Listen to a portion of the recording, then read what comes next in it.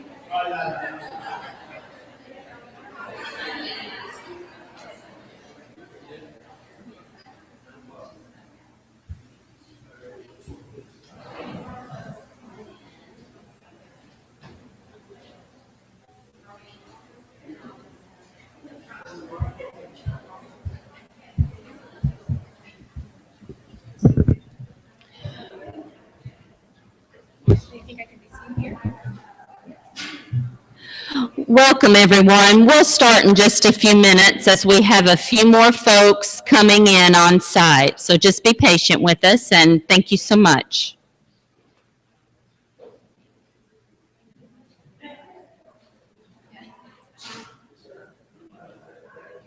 You may need to get close.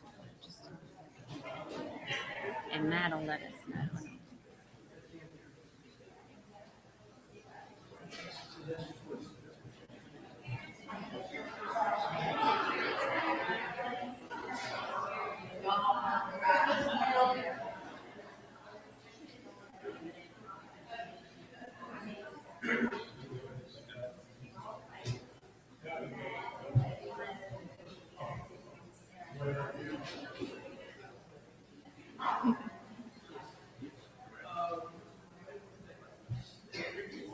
Forward. All right. How about like this? So I'm not. Okay.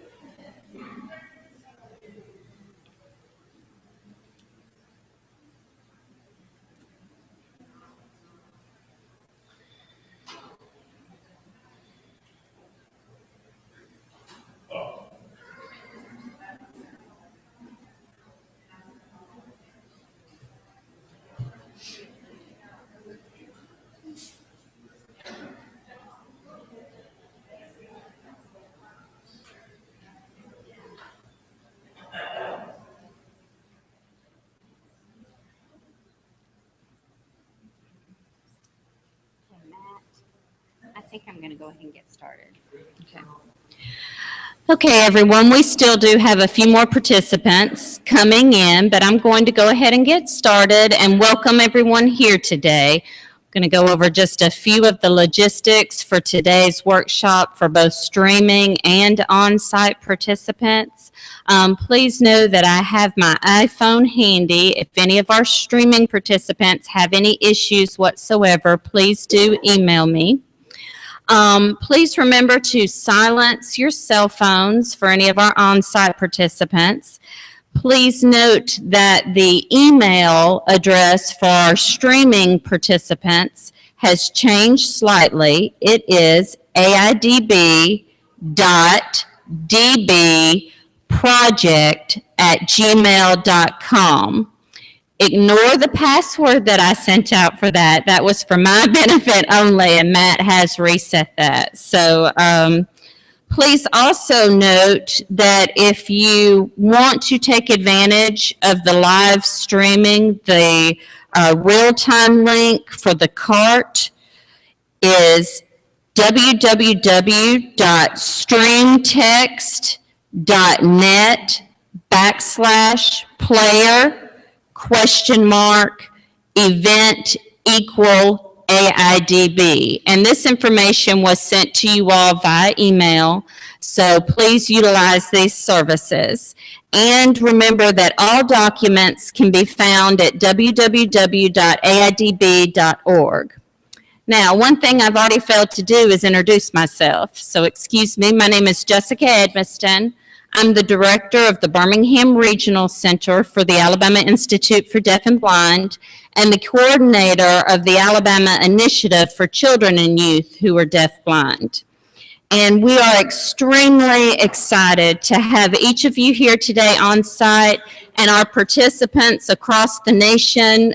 We have participants as far away as Alaska, Florida, Georgia, Kentucky, Tennessee, and we're extremely excited to be offering this presentation today, not only in Tuscaloosa, Alabama, but again, nationwide. Regarding today's workshop, none of this would be possible without the U.S. Department of Education Office of Special Education Programs. As you know, AIDB hosts the Alabama's Deaf Blind Project, again, which is the Alabama Initiative for Children and Youth who are deaf-blind. That's funded under the Office of Special Education Programs, and we partner with sister deaf-blind projects across the state. Real pleased to have Georgia with us today.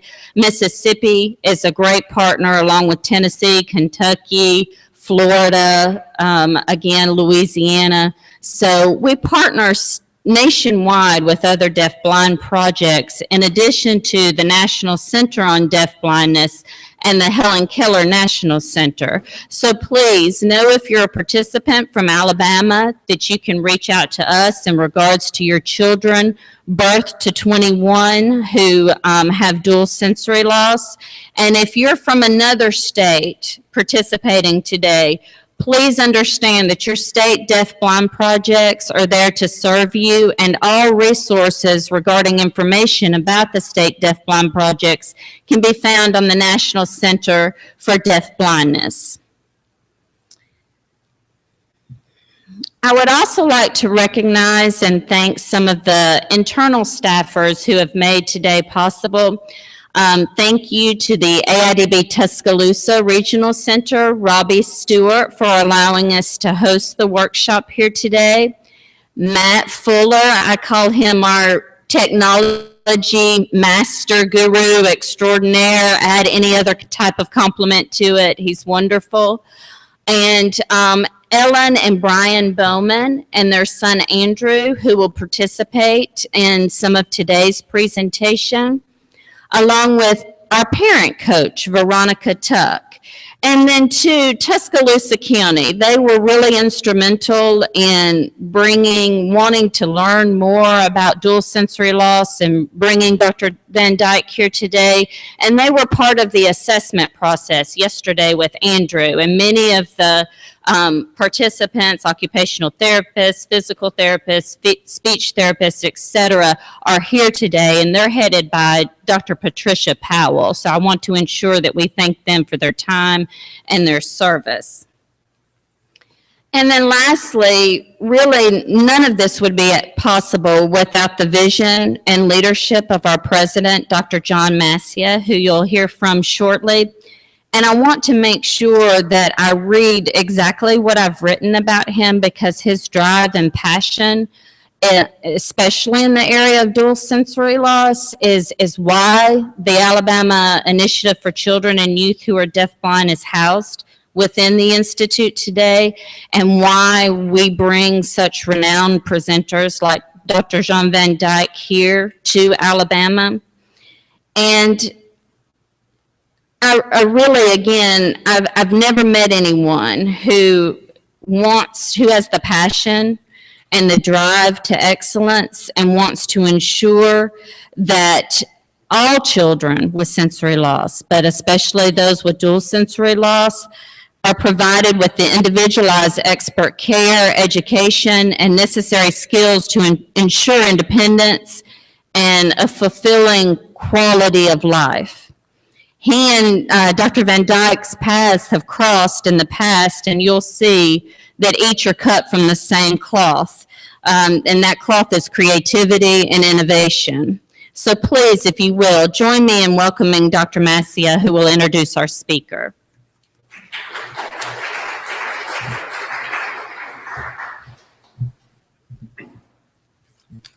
Thank you, Jessica, and good morning. Can everybody hear me okay, or are you accessing interpreters well? Okay, great. Such a pleasure to be here today and to see my friend Jan Van Dijk. Dr. Van Dijk began his career as a teacher of individuals who were deaf in the Netherlands, becoming involved in children who were deafblind after the rubella pandemic in the country. Dr. Van Dijk would study deafblindness at Perkins in Massachusetts, and then later be recognized as a pioneer in the field of dual sensory loss. On his return from the United States, Dr. Van Dijk developed a program tailor-made for this group of specialized children. Ideas such as memory books, calendars, and coactive movements are still applied today, and their validity is strongly supported by modern neuropsychological research.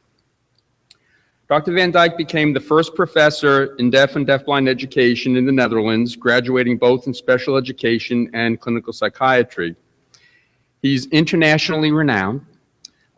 He presents all over the world, pioneering the assessment and teaching processes for children with dual sensory loss and other disabilities, much of what you will learn here today. Since 1958, and I'm afraid to say this because he looks so great, we were just joking that I'm aging really poorly. You know, I'm going to go home and dye my hair. Since 1958, the grandfather of DeafBlindness and the father of Coactive Movement Strategies has been helping families and professionals to better understand and serve children with complex needs, autism, and behavior disorders through child-guided assessments, anticipation cues for communication, and calendar systems. In the early 1960s, Dr. Van Dijk was asked to assess children with sensory impairments and multiple disabilities. He found that existing assessment tools were not useful because they assumed that the children had been exposed to typical experiences, and he felt that children with sensory impairments and multiple disabilities, due to the very nature of the impairment, did not have the opportunity to experience the world in a typical manner. And I think that's very, very important to his philosophy. Dr. Van Dijk has dedicated his career to helping children who have multiple disabilities in addition to deafblindness.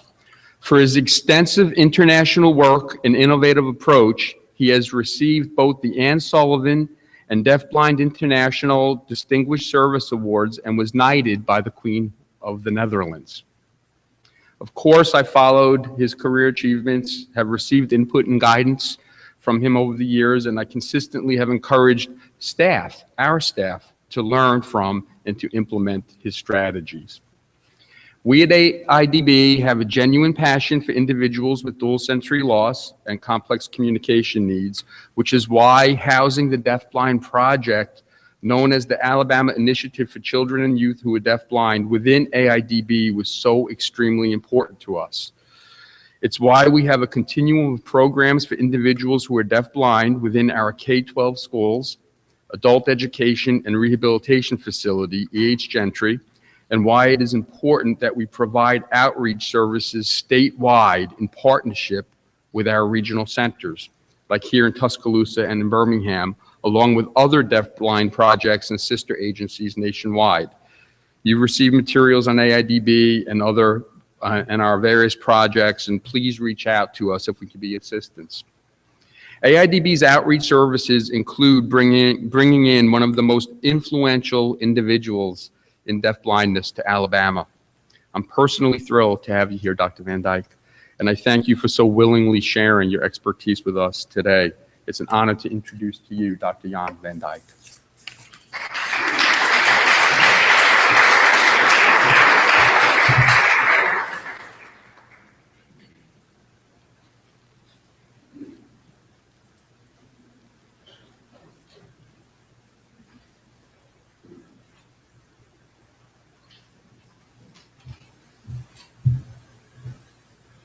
So, good morning, all of you. And John, thank you so much for your wonderful words. I'm speechless, so thank you for being here.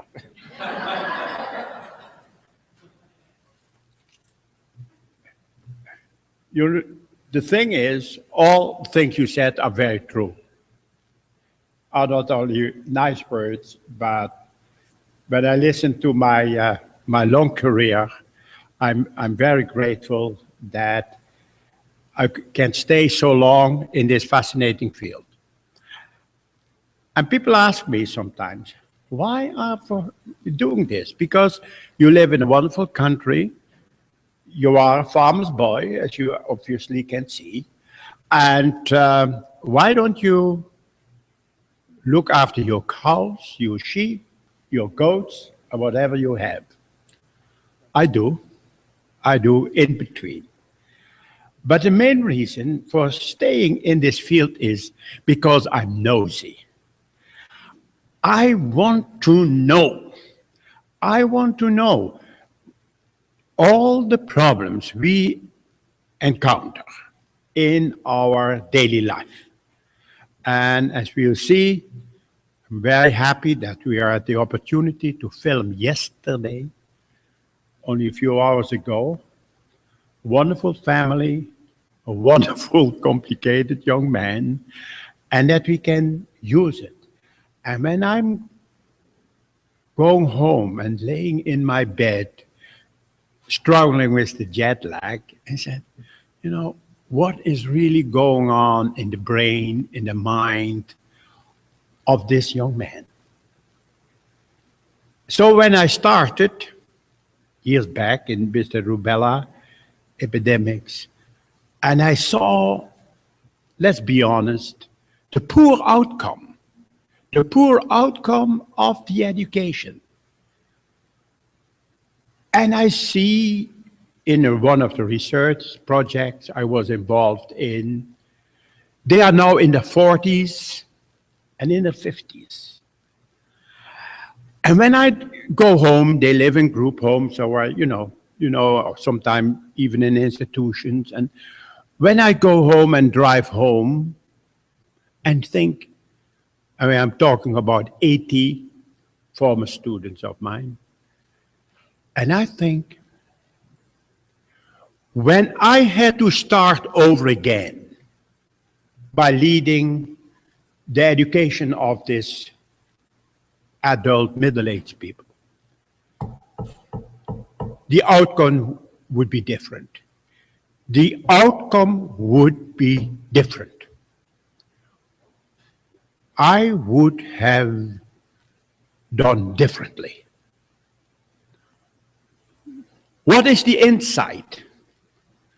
What happened in my brain that I'm so convinced?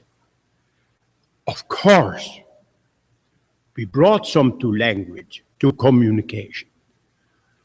But many of them are still functioning below their potential, their behavior, their mental health problems, which are enormous.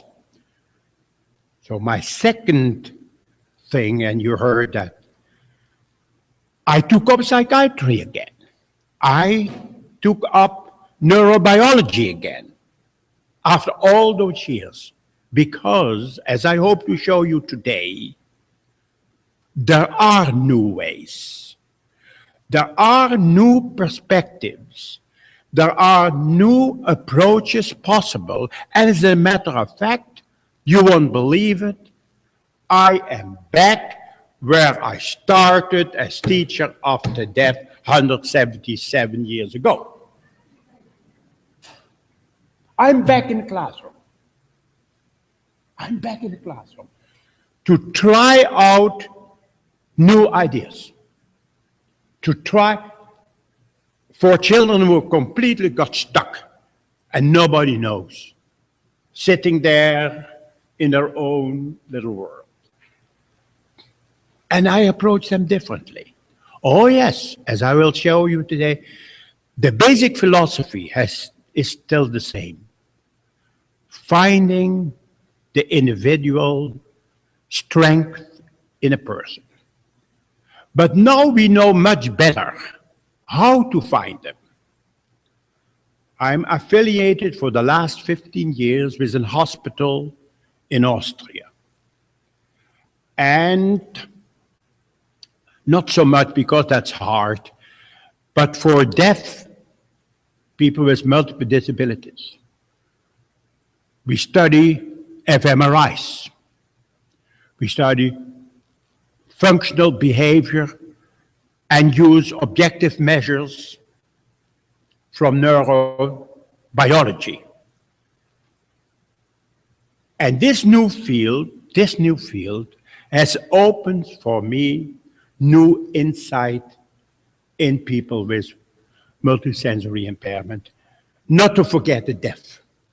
Now, I just told my good friend John that one of the psychiatrists is working on her PhD and showing very clearly that deaf people respond differently to medication. And that's why so many deaf people are wrongly medicated for their many depressions and psychosis. My friends, there is a world out there of sciences, and there's the world of you and me working with these clients. Who bridges that gap? Tell me a person in the world who tries to apply the findings, the role, and I've made APH coming out, the role of the emotional brain, the limbic system. And I will speak about and could demonstrate with Andrew the role of the mirror neuron system. Particularly in anxiety, we see in deaf people the growth in volume of the amygdala, for heaven's sake. So when you are deaf and threatened, abused, that organ telling to fly or to approach, the volume growth. You understand now. You understand why some of the deaf people, when you look at them, they blow up. And we know now that the facial recognition, the facial perception of deaf people is different from ours. And part of what they perceive on your face, information goes immediately to the limbic, to the emotional brain. Not with us. We always make a loop via our cognitive functions. I'm fascinated. I'm fascinated what's going on. There are 800 articles out now on the mirror neuron system. I think I read at least 200. And I always think about kids, about the adults, about the parents, about the enormous importance of child-mother interaction. I know now why certain methods are failing and disappearing, but you in the classroom are still stuck with it. All these fascinating things, which I'm very happy that I'm able to follow these and be part of it, stimulate still research on that. What's happening with the boy who fled some Eastern Europe countries, was picked up by the police in Vienna, no language, no name, no nothing, deaf, and he's developing language. How fast, how does it go, etc. And we do not follow. We follow it by taking the brain scans and see how the brain differentiates and makes his progress possible. Where does it stop? What can we do? Well, that's the reason I'm still here. That's the reason I'm still here. And I would like young people, young scientists, try, go away, get out of your laboratory, come in the classroom, participate in the teacher's action, because it's all about improving quality of life. And that's what humanity is all about. And that keeps me going. But also my reward is that perhaps new perspectives can be developed and help you in the classroom. Because I think I've seen more classrooms and children in your own country than you all together. I see them. And sometimes, despite the very complex situation in which you are, think about the intervenor system, it's a step forward. But sometimes I see that mistakes are repeated. Why are you still doing the things when there is no proof? That word, evidence-based. Evidence-based is always on top of my head. You know why? Because I've been following false prophets. waving the flag. This is the therapy. And move with the child. Do these exercises. Take a fine gold diet. Give them medication. Do this, do that.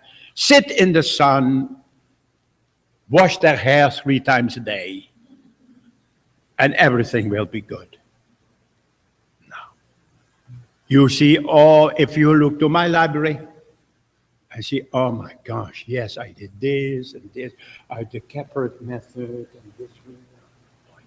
Where are they? It's gone because it was not effective.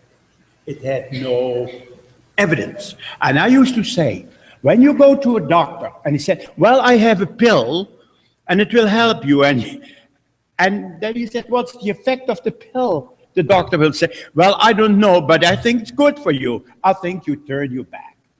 You say, when you are something that prescribed, you want to know that there is research behind it. There's evidence that it works. And unfortunately, in our work, so costly for the parents, for your own life, there's some little evidence behind it. Oh yes, I know it is hard. I know it is hard. But doesn't mean when it is hard that we don't need it. We need strong, solid methods to rely upon. And when we don't have the evidence, please tell it. I said, like I will do it. I will tell, well, this is an approach, but I have very little, only my gut feelings that it will help. I will tell you that. So that's an introduction. But the basic thing still is there. And like an architect, or when you want to build your house, you need a blueprint. You take an architect and you have a plan. So obvious.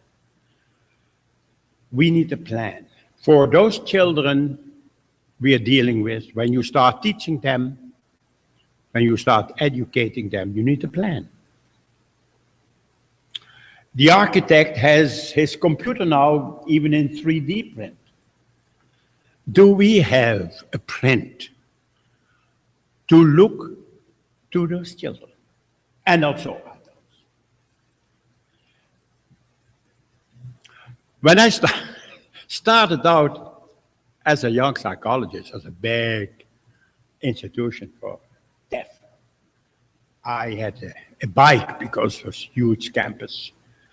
And I had my test on the back of my baggage carrier. And I had only one elastic. I don't know why I didn't buy 2, but always halfway was a bump. Then I lost my case. And all the pictures and all the beads and everything was always so. When I was 25 years at the Institute, they did an act, me grabbing, a car coming on the pathway to get all my pictures in order. That was always my problem. And when I start with those guys, coming from the field of the deaf, and they had, of course, some vision because of cataracts removed. They got my picture, they hold them in the light, and they were swallowing them. I said, but that's not the purpose, for heaven's sake. That test got $6,000, Come on, you cannot swallow it, And when he gave them to string beads, said, you do follow me. Yeah, they were sitting, like this. I said, you are not a pendulum. Come on, string the beads. That's still going on. Untrained psychologists still do these things. And when they did paper folding, halfway through they put them in the mouth. So gradually, my case became smaller and smaller and smaller. My bike got older and older and older. And I walked in. And I said to the father of Andrew, he looked to me and said, I said, yes, I have my instrument with me.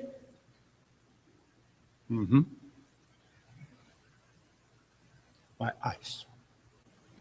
My eyes, my observation skills are my instruments.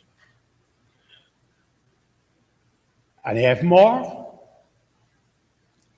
I have my face. And I have my voice, my voice, my voice. Rhythm is so important. I have my voice, my voice. And I have my touch. I have my touch. I have my odor. I have my smell.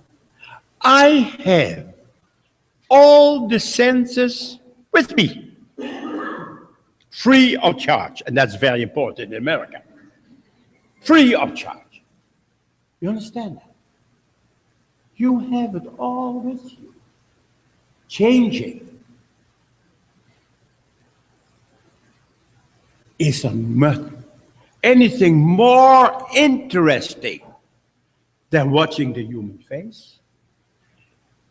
Is there anything more interesting than hearing the modulation of the human voice?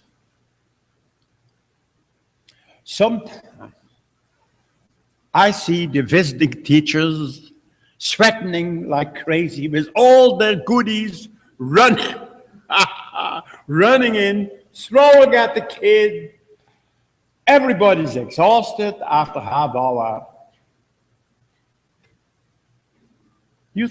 I think you know what I'm talking about. I was the same. Throwing things at kids, one after another. You have your iPad, you have your laptop, and you throw technology on them. And I say, what do you want to reach? What's that? What's the purpose of it? Everybody gets excited and overstimulated after you have left. The parents are happy that you are gone. And then another one is ringing on the door. And you think that scattered brain of your student is able to integrate it all. If so, he was in a normal school. And even there, they have problems in that. When I was going to write an early intervention curriculum, it would be a different kettle of fish. Nothing of that, sorry. Interaction, as you will see, what a mother of means for this 80-year boy. Okay, so, but you need something to write down. We need to break down a little bit the areas. Okay, okay, there we go. For deaf and blinds, I'm sorry for that, but my webmaster is a civil engineer, has a PhD in that, but he has difficulties with the grammar. But apart from that, he's a great help. May I have the first slide? Okay. Well, after what I have said and introduce you today to assessment, you may ask, okay, we listen very nice until 4 o'clock, and then we are gone. What this guy is telling us is true. Is it true? He preaches the gospel, but does he believe in his own religion? So the big word is always reliability. And that's hard. And the butcher cannot sample his own meat. And I cannot sample or judge, evaluate, assess my own tests. So I have a wonderful colleague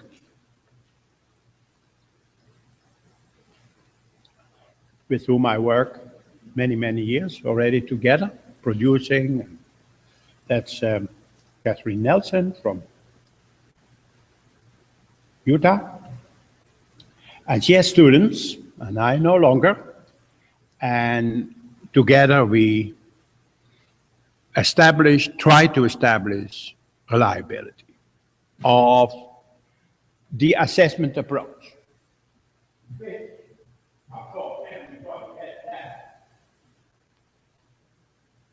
Everybody had that next to bed. But I think there are now 50 colors of gray or something like that. Because it's all written nicely in this book, and more importantly, there are 2 demonstration videos. So when this came out 5 years ago, Kathy decided to introduce her students with the assessment approach, which is the topic of today.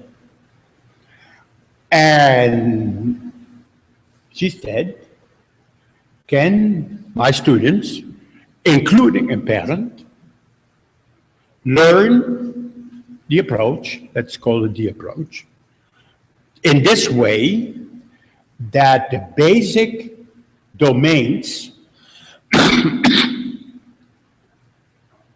are met, and that there is an agreement between experts, 3 experts, and the findings of these 18 subjects which administered the assessment to students. When I submitted this to the Dutch Psychological Association, they were very skeptical. They said, how is it possible that an assessment instrument is there without a very strict protocol? But I think when they looked to the videos, and finally they said, okay, for the time being, we recognize this as a valuable and a valid instrument to use for children with multisensory impairment. Okay, I have the next one. The traditional testing I already described anecdotically what they were like. Difficulties with testing conditions. In rooms where they are unfamiliar with, understandable. All the instruments do not take in account the sensory loss and the deprivation of the children. I'm not saying that all instruments are worthless. I tell you something. In the late 60s, I went to Australia to do research on this rubella population. And I tested with the group there in Melbourne, 81 rubella deaf and deafblind children. Okay.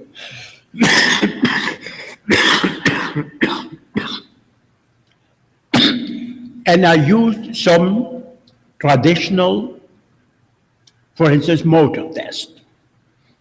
Is the child able to hold a crayon? Can he make a circle? Can he put a marble in a bottle and that sort of thing. Some children didn't have an idea and threw the bottle and were swallowing the marbles. But some of them managed and got in one or two, the same with beads, stringing, etc. Okay. You cannot build an IEP on that. But I returned 14 years later and retested all the children, most of the children. Some of them left the country, etc. And to my surprise,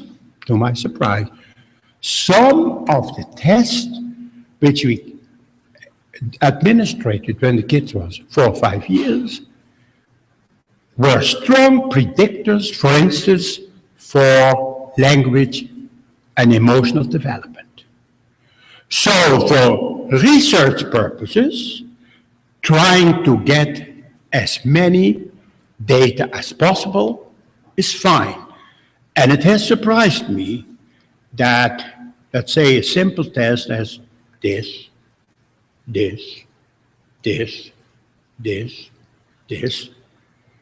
when the child at 5 had no clue how to use the hands, predicted 14 years later the ability to use sign language. You think the brain matures, that cannot be true. So I'm the last one to say throw away traditional tests, although they are not constructed for them, still some items are valuable. But again, for developing IEP, it's not enough. Okay, that's about the instruments. About the norms. Where does the child function? And we all know from blind children that, fortunately, there are tests with norms. For deaf children, are strong tests with norms. But what is the norm for blind children apart from, let's say, the Kalia-Souza scale? It's very hard to find a homogeneous group to establish your reliability on. So, no norms, I'm sorry. Then, the very important thing is, and I think that is the key thing, it's child-guided. You always, as we will do, we always ask the parents, what is the child's interest, or the teacher? Because when the child has interest in something, it means that the brain is able to process that information. When the child is interested in the electric toothbrush, holding it, it shows that the area of vibration in the brain is triggered by this stimulus. And it is rewarding. It's always the thing, what is rewarding for the child? Child-guided means, what can you find in the child behavior what is rewarding? In other words, what is connected with the rewarding system? The nucleus accumbens. That's our rewarding system in the brain. If the child is not interested, and the parents know, no, not interested in television, not interested in iPod, then you know that part, the visual part, the structuring of pictures is not processed properly. It's a very important axioma that the interest of the child shows the strong part in brain. I will see that with Andrew. When I sing, it comes with his ear. So we know that the auditorial area and the emotions to go with it, the emotions of my voice, is processed as rewarding because you can see it elicits a big smile. That is child guidance. Looking for parts of the brain which function well.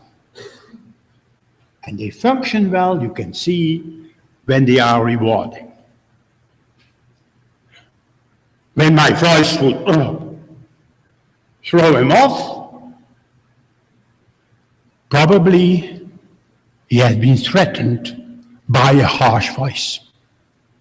Even traumatized by a dog or somebody yelling at him. God forgive it. Understand that. Understand that everything has to be a rewarding element. And I think one of you said, should then we not force a little bit to be interested? And then you will get a contrary effect. Anxiety. Wow. We do now stress measures. Objective.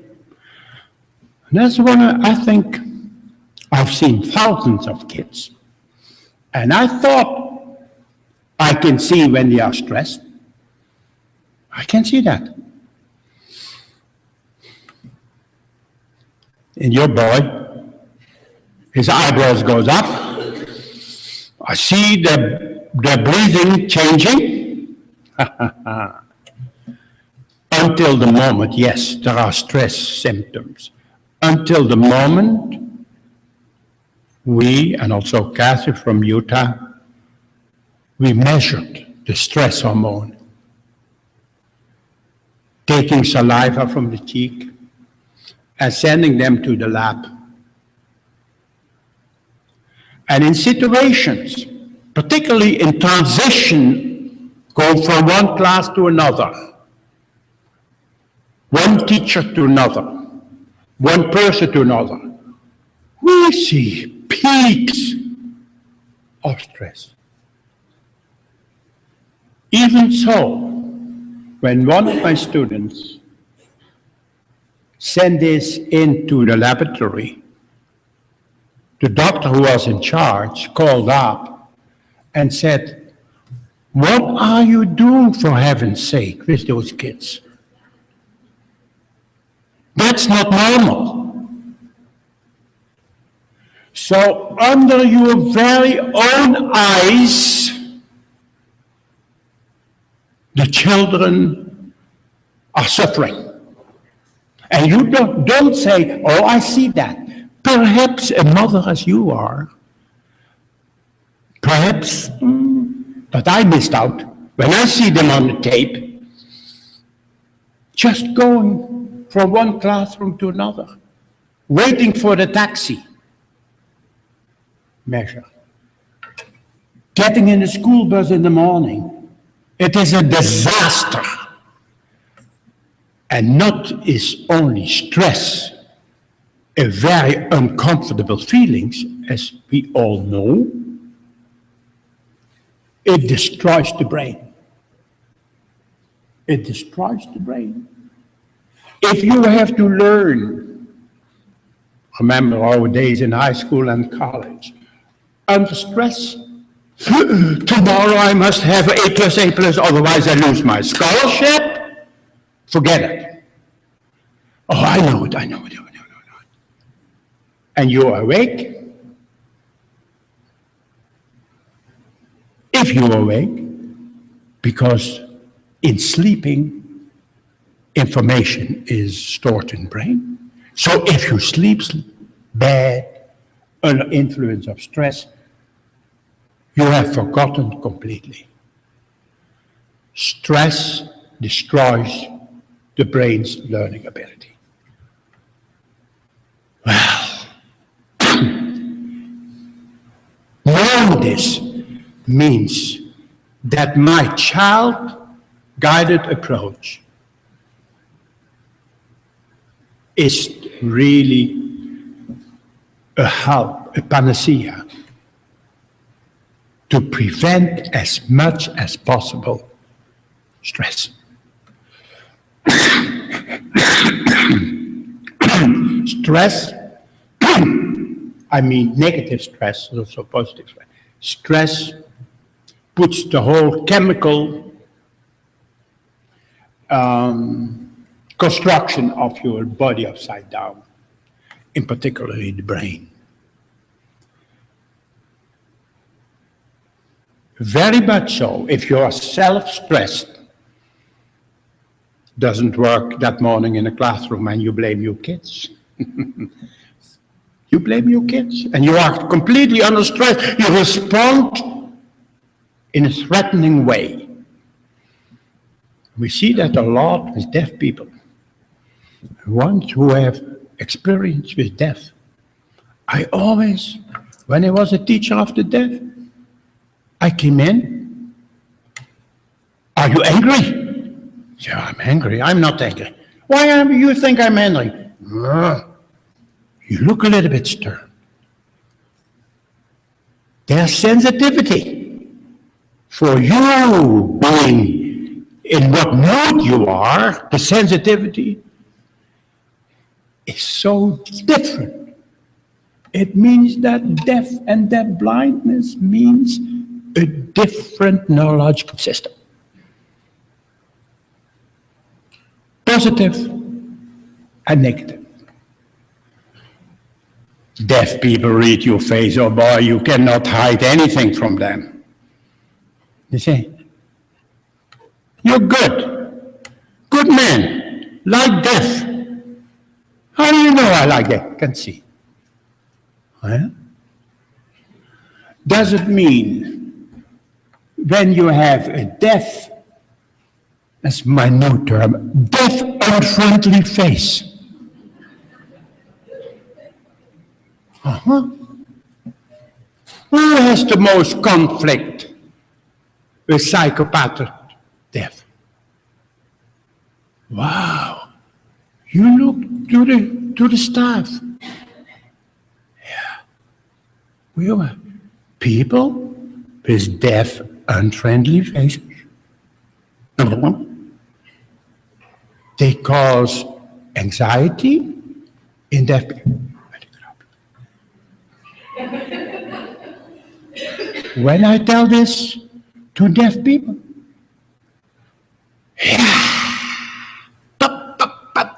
yes, I can see that. I can see that. That the way they perceive faces and the emotions connected with it is different. I can show with that, with the scans. Everything where you want the child to be motivated and to learn should be start with their interest,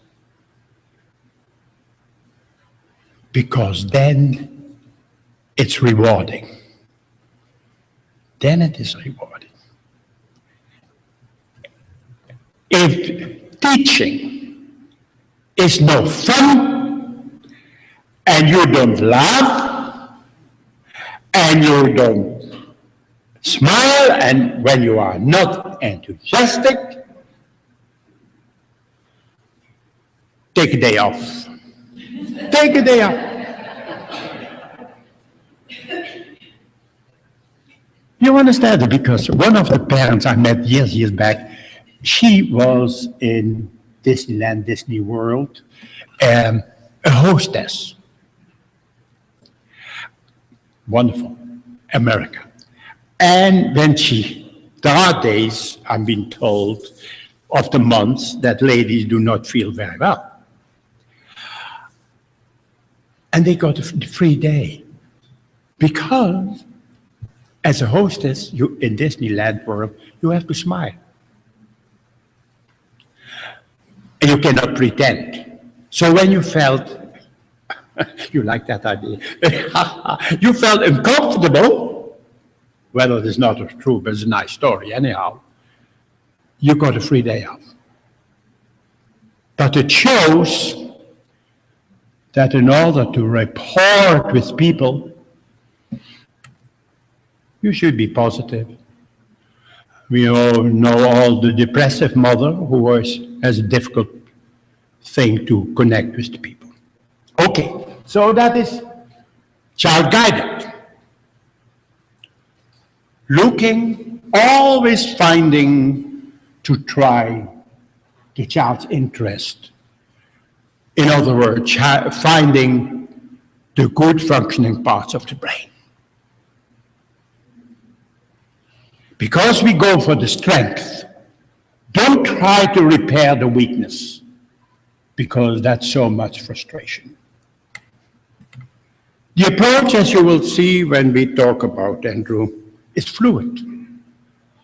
I don't have a structured order, because when I see that the child's interested in his bottle to get some liquid, I play with the bottle, right? And when I see that he wants that it will be filled, I join in and take the child to the kitchen or whatever. And if we find in the kitchen a dustbin with flip-flop, flip-flop, flip-flop, flip, then we play with the dustbin. Everything is almost literally following the child. So I've been assessing on a parking lot in Austin, because the child who did I assess in a seminar room did not want to go in. Unfortunately, the cameraman had very long cables, and he was to get in the car. And he was pulling the doors. And I had my car keys from my own car home. And they gave it to me. He tried once and flip, he threw them away. Immediately, his sense of touch told him they were the wrong car keys. We removed the car a little bit on a big, huge parking lot, and he went for it. And he was searching in a systematic way and found the parent's car.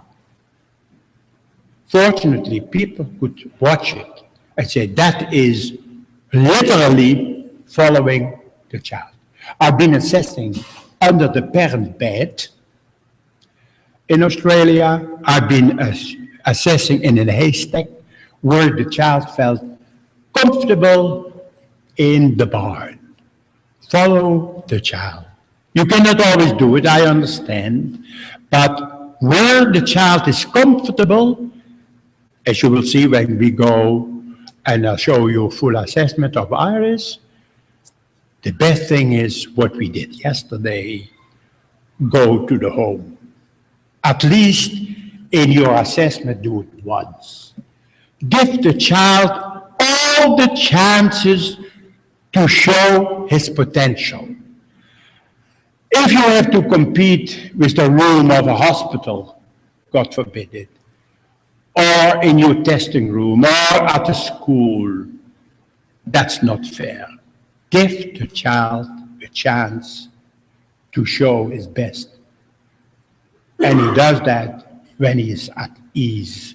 And at ease is most of the time home.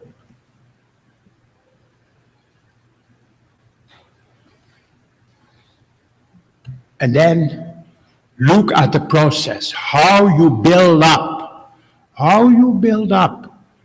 from scratch from, as you will see, from holding each other's hand, you touching and singing and touching. And at a certain moment, the child starts touching and moving his hand. You build up, and you will see a lot of examples of it. You build up a learning process in small steps. And you follow that process where it gets stuck, or can you take it a little bit further? Okay? The last thing will not surprise you. Summarize, as we will go through today, the assessment in terms of strength. I don't know whether there are parents here, but oh my gosh. I have read hundreds of reports. The child function is 18 years old. At the 6 months old level, he is unable to sit, to chew, to poop, to do, etc., etc., etc., etc. Thank you, Mom. My fee is $2,000.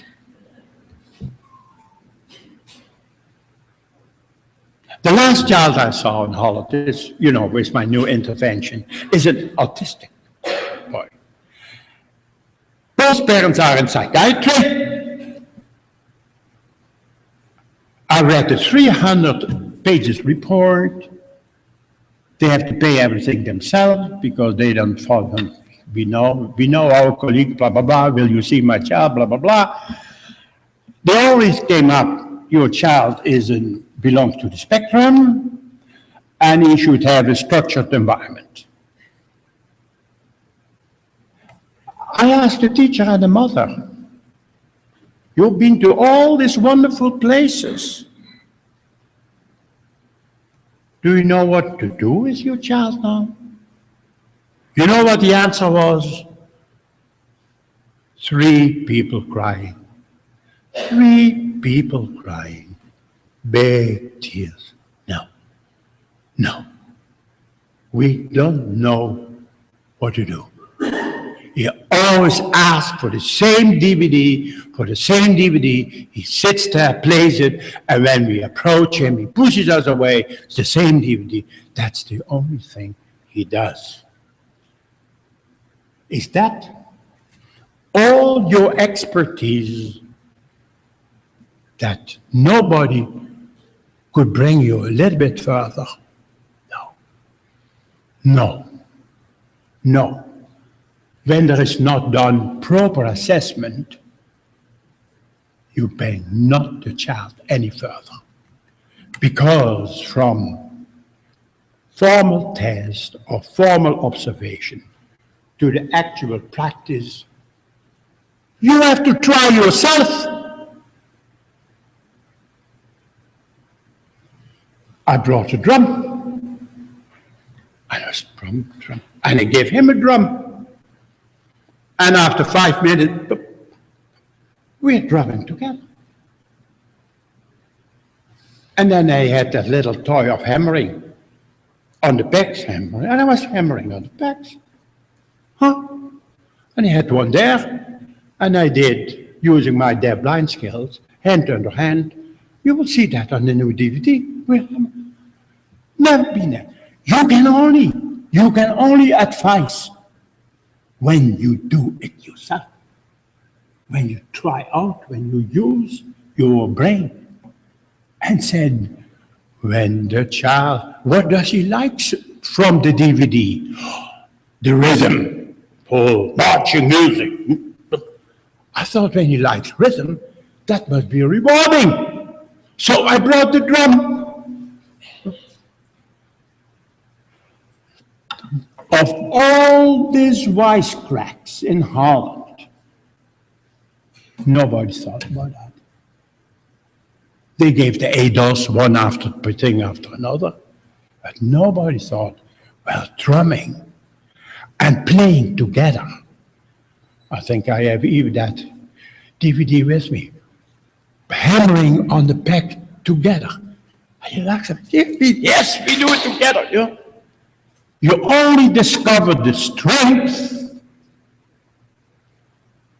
when you are doing it with the child. Otherwise you don't. You must feel flesh and blood. You must feel the anxiety of your son. Back up. Ask the mother. Always mother, father, not to forget.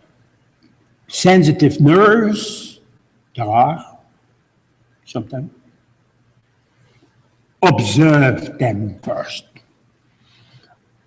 Don't jump to the child. Wait. Wait and see how they do it. I am a copycat. That's the only thing I can do. And I see how the mother touches, kisses. And wait and see. There. So, in this way,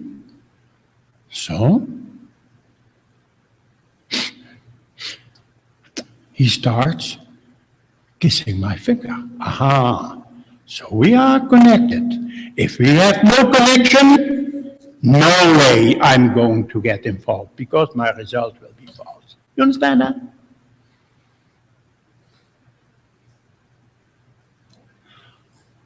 Sometimes I have trained for years and years students to do that. And sometimes I see that they don't have it. And then I say it in my own way to the young ladies. I said, I'm sorry, you have chosen the wrong track, but you are beautiful. I'm sure the bank will hire you. Sorry, when you don't have it, somebody asked me, I think Niels, he said, can you learn it? Yes. To an exception. We have also research. Teachers can learn it. Recently, if you follow us a little bit, we have put 6 recent articles from students for a PhD in journal GYB journal, including parents program who don't have it. And sometimes you can change it day over night. Sometimes you need 3 sessions to show the parents and the teacher how to follow the child. They hire me for 10, and they kick me out after the 3rd one. My colleague, Marleen Jansen, is really great on that. Okay, the next one, we should go to a picture. Now, okay, so going back to Andrew, observe very carefully the state, the biological state of the child. Nervous, stressed, relaxed, alert, drowsy. It's all listed as a checklist in the book. So, and then I ask the mother, is the child behaving normal in the circumstances? And you said, he's aware of people around him. It's a little bit exciting. When you have said, oh my gosh, he's not himself. He's so aware of you being here. And of course, as a parent, I'm different too. Then you must first go back to the normal state. Give yourself time, because when you are rushed, you don't get anywhere. When you say to your child going for school, you be quiet, you know, the opposite effect. Of course, we spoke about the preferred areas of learning, because when you have preference for hearing, for touch, vision, that means that that part of the brain processes the information. Not to forget the memory. In this case, Andrew went to sleep because I could relax him.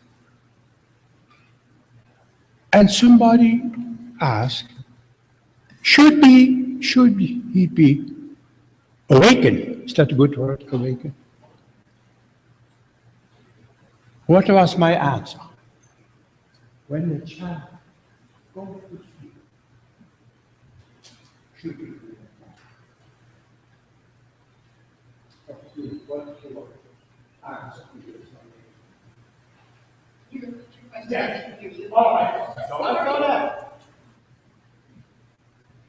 When the child goes to sleep, during your assessment, should he be waken up, or would you let him sleep?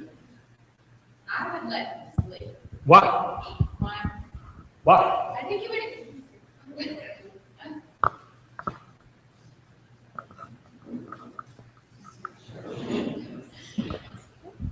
I would let the child sleep, just because if that's their natural routine, and that maybe they're shutdown mode, maybe overstimulated, and they're trying to calm themselves back down or remove themselves from the situation.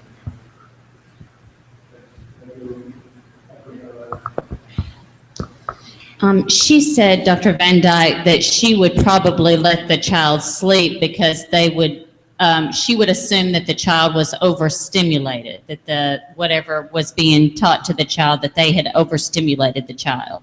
So would let the child sleep until he woke up. Why is sleeping so important? Why is sleep so important? Yeah.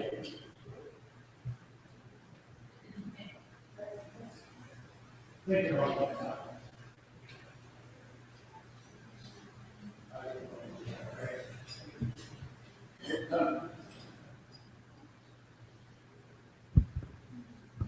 The sleep would give the child an opportunity to recharge, to process the information that has been taught. My last question before I retired as professor was, why it is so important that the child has a comfortable chair?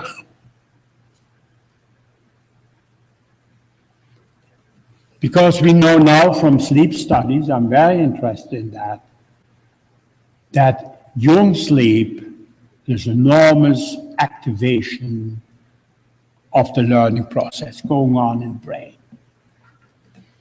And all these rubella kids, I understand now with the sleep disturbances, you can understand that our learning is continuously interrupted by sleepless periods. In the deep sleep, our brain collects and helps to integrate the previous knowledge. I don't think we have that on it. But afterwards, when Andrew awoke after only 5-6 minutes, Bert and I, we both had the idea that he remembered the previous event. Of course, you cannot have your child sleeping for the whole day, but it's important to note that sleeping, relaxing in between, what I do myself, sit just in a chair. Don't do anything, sit for 5 or 6 minutes. Research has shown very effective for retaining the information. So that's the answer for my comfortable chair. The child don't need to be active all the time.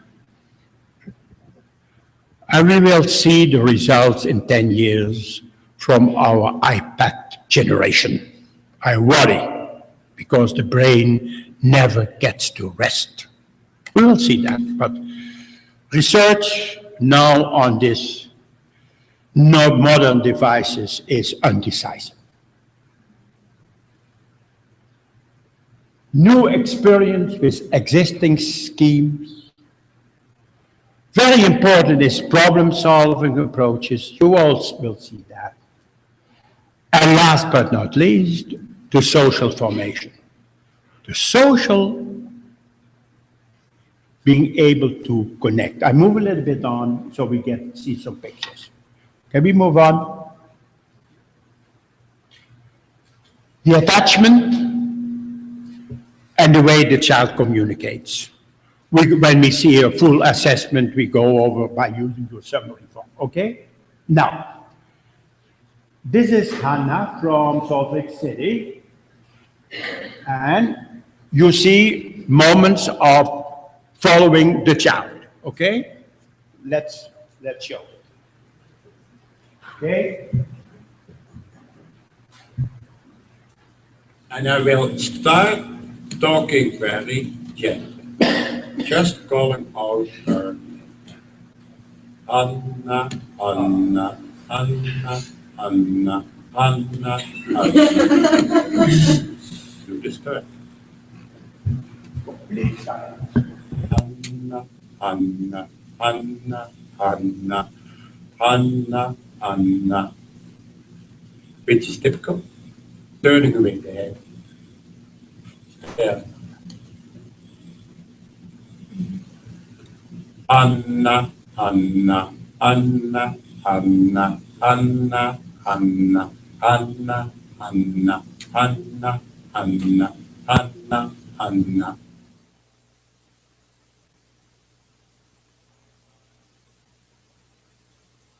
Anna, Anna, Anna, Anna, Anna, Anna, Anna, Anna, Anna, Anna. Anna, Anna, Anna, Anna. Anna, Anna, Anna, Anna. Anna, Anna, Anna, Anna, Anna, Anna.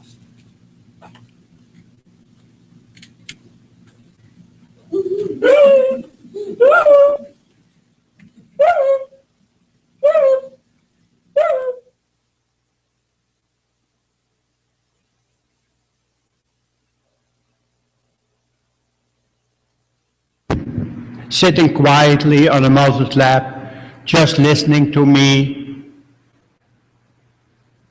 staring to the ceiling, and then gradually becoming more interested. And when I followed her movements, she really turned on and became full of initiative. In psychological terms, you can see that both very important processes of learning. Learning is built on 3 pillars: classical condition, operant condition, and imitation. We speak about that at length. So here you see that both processes are easily to establish. Following, but then she took initiative herself, and I followed her. So I can say, writing the IEP, I can come up with a lot of nice events, nice exercises to sing together, to leave her initiative and said, we are sing today, we have 1, 2, 3 DVDs, She make the choice, and I respond to it. So in a little clip like that, you already can establish her learning, the best preferred way of learning and teaching her. As a matter of fact, she's after that, not after, but she's developing nice. Okay, may I have the next one? I would like to tell a little bit about this, about Brian. His name is Brian. As we have today, there are children with metabolic disorders who have a short life expectancy. And Andrew is one of them. And after my introduction, we'll ask the parents, both father and mother, to talk a little bit about it. Brian is Zellweger syndrome, and that's a different syndrome than San Filippo, but in here the fatty acids build up, and I think they do not excrete, and they have a swollen liver, and finally between 1 and 3 years they die, but now there is some oil to compensate for that, and to my surprise, we have still children 18, 20, 25 years with us. It's a special group, special parents. And we happen to have quite a bit of juvenile Refsum, it's the same thing, and Zellweger children. And we have opened a special unit for that in order to assure, together with the parents and very sensitive nurses and teachers, that their years with us are quality years, are really quality years. And we do that a long time, and it is also very important to prepare the parents that one day the child will not be with us, and that they anticipate on a different life. We really look after the mourning state, the grief state, very early. And then it has shown me that parents can do a lot for parents. Even when the child has deceased, has died, we keep the parents on board. Would you be, after your first grief has gone away, would you be so kind to help other parents? And the only thing you can do is to stand back and let the process grow. Very important is, and now found also that religious parents, although it's not so much in other patients, but I've been in this group of 10, 15, sometimes of 50, sometimes that religious parents have some extra support in their life. But it demands quite a bit, a good organization, very sensitive thing to help and monitor this group. We always go for quality of life, but particularly in these children. And yes.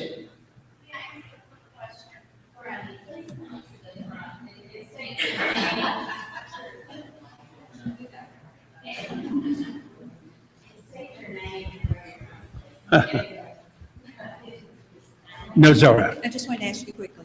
I have a baby on my caseload now who is diagnosed with Zellweger. She's about 18 months old, but I'm very interested in what you mean by quality of life. That's what our team is struggling with. Well, let's have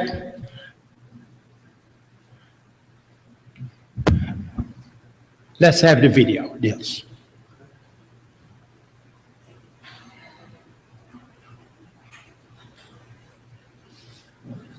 Brian, here's a stokje.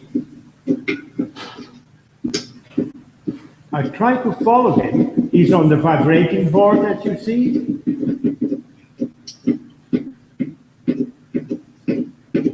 Try to get in his rhythm.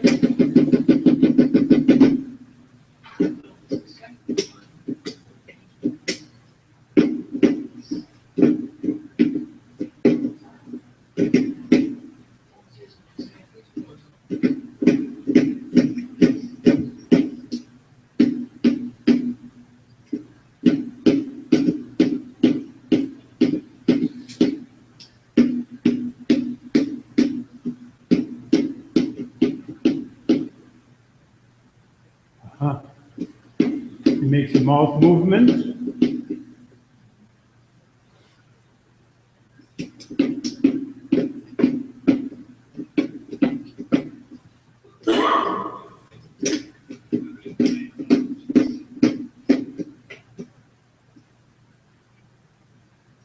Zullen we ook een beetje zingen?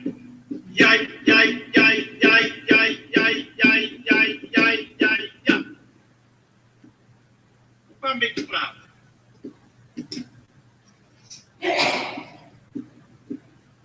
Jij, jij, jij, jij, jij, jij, jij, jij. Jij, jij, jij, jij, ja. Ja, ja, ja, ja, ja, ja, ja, ja, ja, ja, ja, ja, ja, ja, ja, ja, ja, ja. Ja, ja, ja, ja, ja, ja, ja, ja. Ja, ja. Ja, ja, ja, ja, ja, ja, ja, ja, ja, ja, ja, ja. Ja, ja, Okay. ja, ja, ja, ja, ja, ja. Was this rewarding? Was rewarding. What do you think I advised? I advised to have a balloon, to sing with your voice on the balloon, that he gets the vibrations, particularly from his mother's voice, from his father's voice, and hear the difference. And what you could not hear, at a certain moment, he stops. He stops completely. And only when I saw this old tape back, I knew what it was. The mother was talking in the background where she was watching the assessment. So despite the hearing loss, he was so attached to the mother's voice and the vibration and the singing, and here we go, you have quality of life when you introduce singing and vibrations, mother talking gently to the child, that he would really smile. Really? He stayed with us 1 year more. The parents are very grateful. They have made the Brian Foundation. They live in Switzerland as owners of a nice hotel, and still very active in organizations concerning the children with a short life expectancy. So an assessment like, and I'm glad that I can talk to you, because you meet every day such a child, of every week. You look in the assessment, so I found that vibrations, then you go to the balloon, and then you have your child close to you, and you feel the vibration of your chest, and then you say, Mother, come on, let's do it together. And every time When there is a smile, I score a smile. For your IEPs, you need check, check. And I will put on top for this child, how many smiles a day? What's your goal? 5. Okay. I make a little bit fun of it, but you understand that. You understand that through assessment, you find rewarding areas. It's always rewarding areas, which makes not only the child feel happy and comfortable, but what about the environment? So of course they came all the way from Switzerland asking, how can we communicate? Well, you can communicate by joining in, by singing, by moving. No, but I mean sign language, speech, because he tries that. It's exhausting because, as you know, this is a miracle that he can keep on going so long because he wants to interact. Normally, they are always very, very tired, aren't they? And so after the assessment, he has really to sleep for the rest of the day to recover. Yeah, you know, of course, how the children go. But this shows that through assessment, particularly in very, very complex children, we always think in cognition, language. This is communication. All he wants to express, he expresses himself, and he's expressing, he's telling, hey, guy, do something, I like that. That's wonderful communication. No, I mean word, no. This is the basis of communication. Don't go any further. The thing is, all our teaching methods, whether for typical, not typical children, are very cognitive. And the first curriculum based on emotions has to be written. If you can tell me, you get a free book. The first curriculum in which deals with the most important thing of our human existence, emotions. How to involve the child emotionally. But that's what you have to do. So I pity you, and I pity myself, because there is nothing on the whole earth working with these children, and with her children, and with your boy, which tell you what to do. If you can show me, I'm the first one to buy and think, okay. Think about that. Think about that.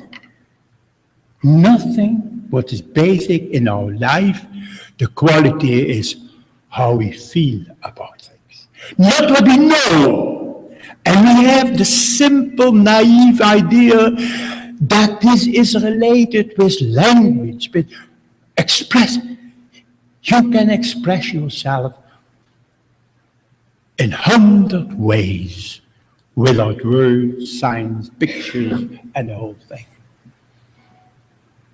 Yeah. Thank you. It's time for...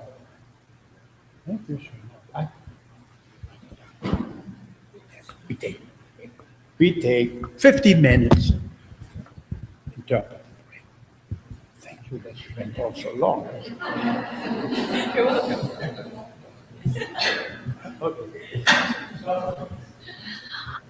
We will take a 15-minute break. For those of you streaming, please also take a break and note that we'll pick back up online just as on-site in a few minutes.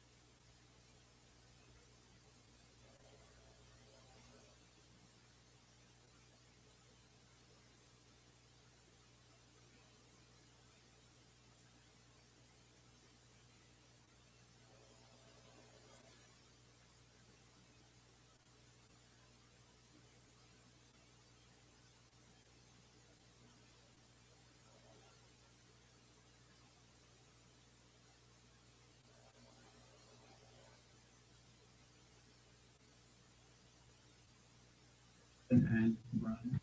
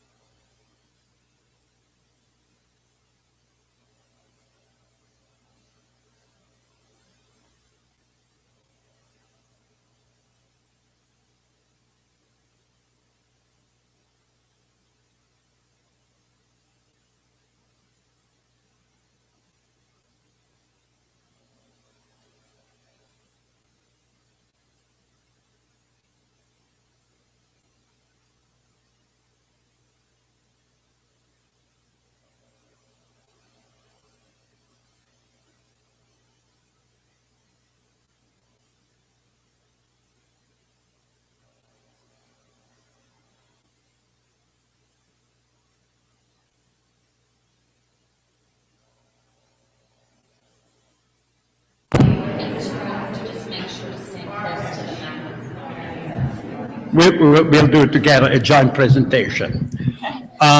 They know me. Will you tell about yourself? Yep. I'm Ellen Bowman from Tuscaloosa, Alabama. I'm the mother of Andrew and Simon. Andrew is 18 and Simon is 22 at the University of Alabama. And married to the wonderful husband of, my husband is wonderful. His name is Brian Bowman. You'll see him. He's going to go get Andrew right now. And I could tell you all the other stuff about me. Don't want to take away from Andrew, but because of part of my frustration of getting the correct services for my children, I was previously an interpreter for the deaf before I had Andrew. And later, Simon has also had a visual impairment. I'm now a teacher for the visually impaired and orientation and mobility specialist, and currently working on my PhD. So that's me in a nutshell, but I guess my biggest role and my greatest role is being the mom to Andrew and Simon.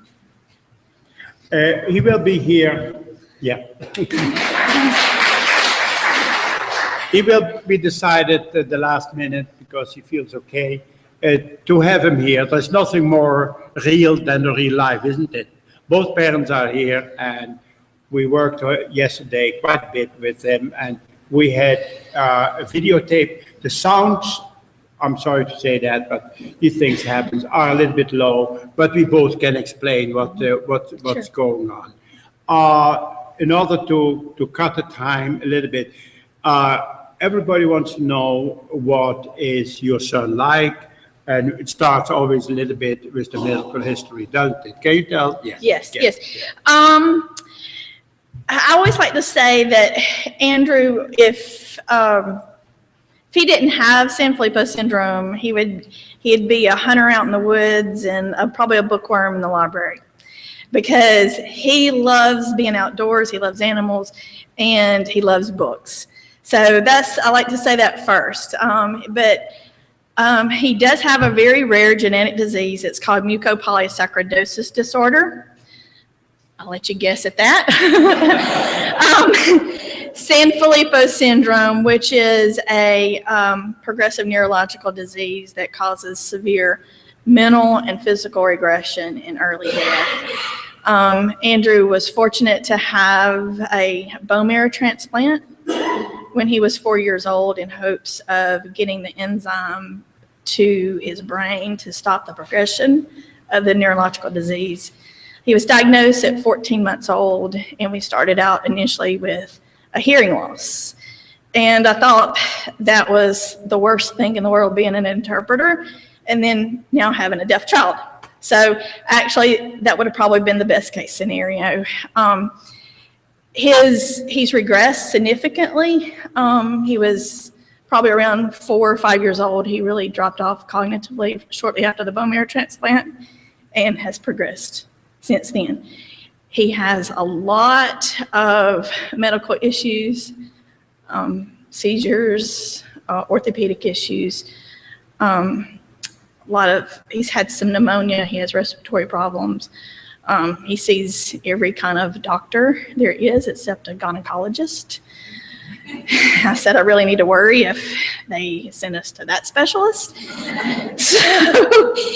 But we are fortunate to have great medical staff and also wonderful teachers and therapists, and his whole IEP team is here today, which makes me extremely proud that they care enough about him to follow along in Andrew's progression of his disease to allow him to communicate on the best level possible.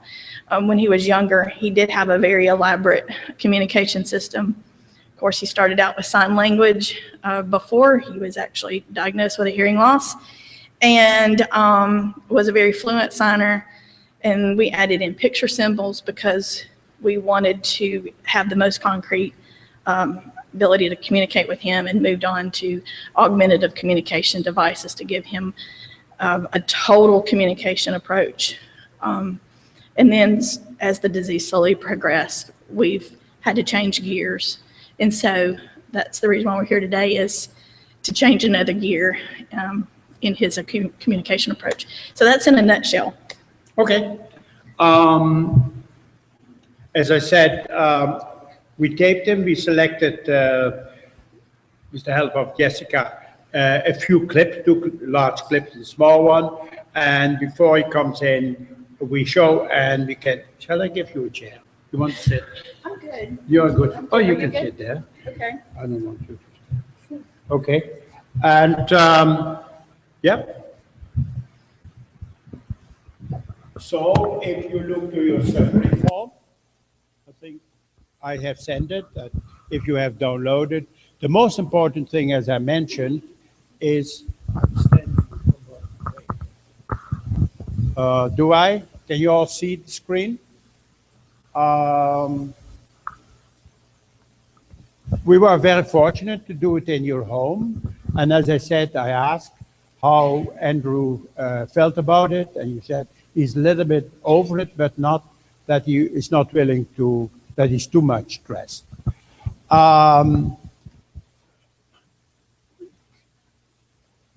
See, as I mentioned myself, I am a copycat, so I observed how you make contact with your son. And also I asked the dad how he interacted with your son. And having absorbed this, I moved in, and that's the part, hopefully, which comes out, what you are going to see. Shall we try how it comes out? Do you feel that he's at ease at this moment? Can you see that? Not really. How can you read that? Can you give comments on this? Yeah, right here, I believe Dr. Van Dijk is just observing Andrew. Brian is explaining about how he knows that Andrew is a little bothered, and Andrew frowns his brows when he's not always comfortable, or when he's trying to figure out what's going on.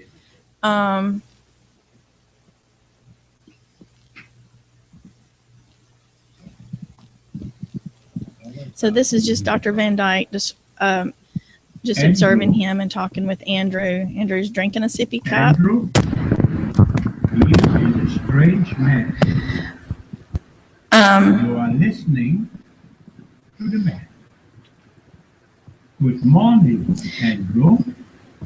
Dr. Van Dijk is talking to Andrew about how how good his sippy cup is and what he's drinking from the cup. Let me talk to you. He has a strange voice. He has a strange voice. So he's just continuing to talk to him and about what he's doing and Listen to him. telling him he's a good boy and was speaking very positive words to Andrew. Good morning, Andrew. And as you probably, I don't know if you can see, there's a little bit of sound there, but he was just saying, good morning, Andrew, you're a good boy. That juice cup is really good. And every now and then Andrew would gaze in his direction. My husband has his hand on Andrew's knee. Good morning. And Dr. Van Dijk had asked my husband to greet Andrew. So he greeted Andrew. And of course, Andrew gazes at my husband.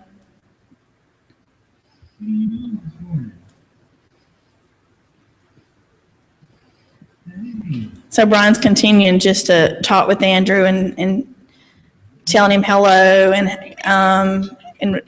hello, good morning. And now I'm greeting Andrew, and Dr. Van Dijk picked up how I typically talk to Andrew. I pick up his hand and kiss his hand multiple times. And so, of course, Andrew turns to me and acknowledges that I'm there. And I'm continuing just to tell him good morning and that, I'm his mom and I'm here with him. And so during this time, Dr. Van Dijk is observing our interaction with Andrew. And Andrew gazes back at me while he's drinking a sippy cup.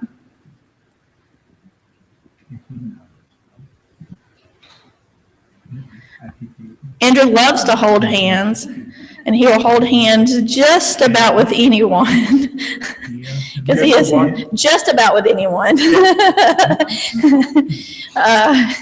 He will also use his hands to push you away too. So I'm continuing to hold hands with him while Dr. Van Dijk is talking to him. Thank you so much for listening. He's singing, Dr. Van Dijk is singing to Andrew right now. Weren't you smiling?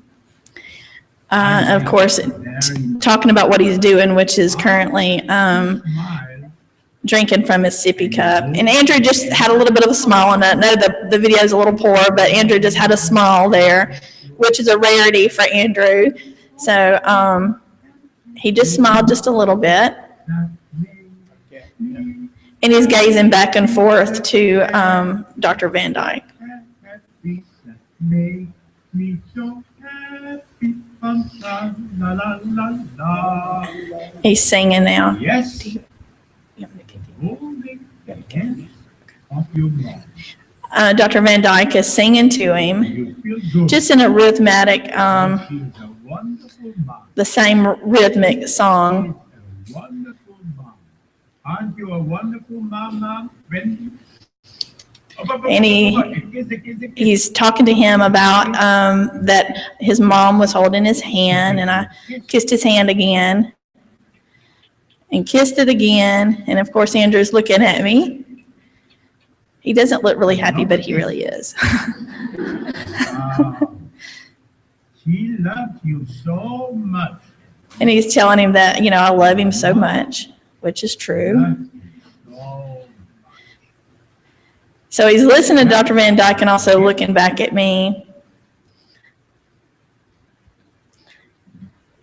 Will you now get your hand to your dad? Yes? So now Brian takes his hand and is holding Andrew's hand, and is engaging with Andrew again. Big boy. Brian's talking with him, telling him good morning, and of course, Andrew's gazing back. I really think in Andrew's head, he's probably wondering, why are we sitting? Because that's not something we always do, is sit and talk with him. But he's gazing back and forth between Dr. Van Dijk and my husband.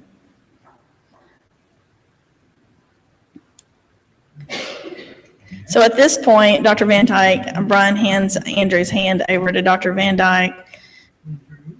And Andrew touches his hand, You allow me to hold your hand? kind of grasps on a little bit of his finger, but he's not gazing at Dr. Van Dyke just yet. Thank you so much. I am So he strokes his finger and touching, talks with him.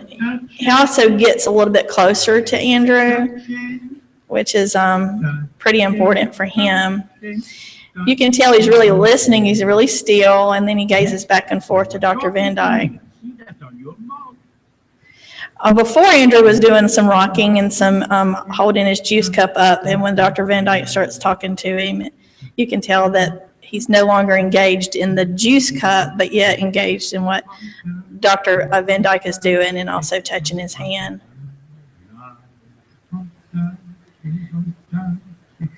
While he's not making eye contact, he's holding onto his hand and feeling the pressure of Dr. Van Dyke's thumb on his fingers.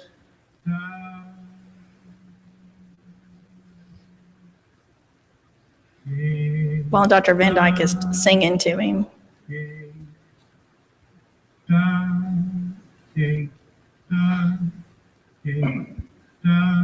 I want to join in with his movements.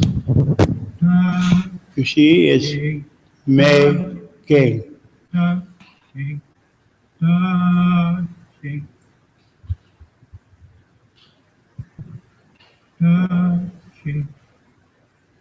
I modulate my voice and my pressure according to his movements. But he's still, I'm completely silent myself, waiting for his response.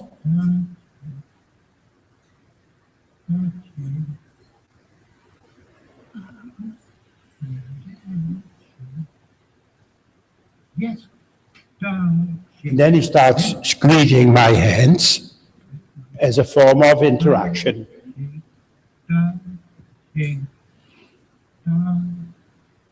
Yes. And I start making the movements myself. When he presses on my hand, I press back on it with my thumb on his hand. Thank you. And then he looks at me. Huh? Yes. Aha, Good man. that's the big moment. I gaze. Hello, Andrew. Good morning. Yeah, now you see him. Even with limited vision, Wonderful. it's so important for social interaction to meet each other's eyes. Yes, and you would, yes. You talk to me with your hands. Yes. And I describe his face. Said, now you're moving your lips. Very good. Touch and touch you. And then I start Yes. to Yes, you like that. elicit emotions, and I talk about that later, by laughing loudly. Ah, ah, ah. Touching. Touching. Touching.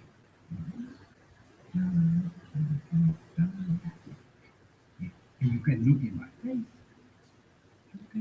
Yeah, you could do that. Was that a smile? That was a big one. That was the big smile. That was a big smile. I think. Yeah. See, Yeah. these are my 5 smiles. Eh? Yeah. Yeah. Yeah. Yeah. Yeah. Yeah. Oh, yes. Yes. Good. Good. Okay.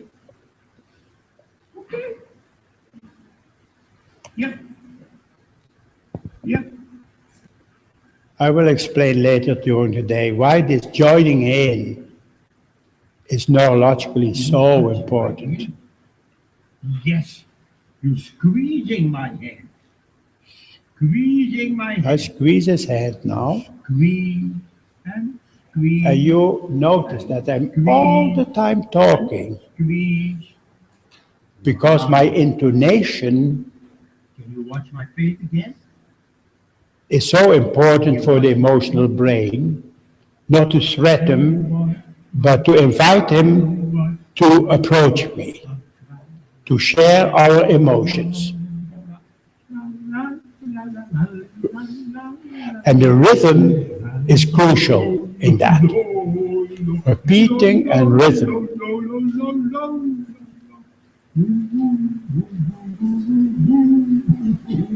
And see, there were moments when I made exaggerate mouth movements that he tried to follow me. That following is the thing which I want to get. I'm sorry. I'm sorry. Yes, I'm having a little bit cold, you know. And sometimes I. Okay. When he comes in, I'll try to do it, see whether he remembers something. Yeah?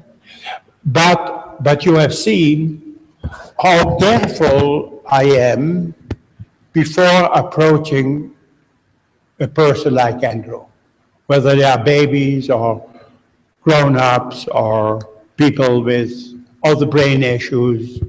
It's always wrong that you go at them, talk to them, you know, before you have observed the parents first. And I don't tell me I've had bad experience in that, people just jumping at it, and, you know, with this multisensory impairment, you don't know what he really grasps. And I want always to protect the amygdala. The amygdala is the warning organ in our brain. And if you make one mistake, listen, if you make one mistake, throw off the whole thing, sometimes for always.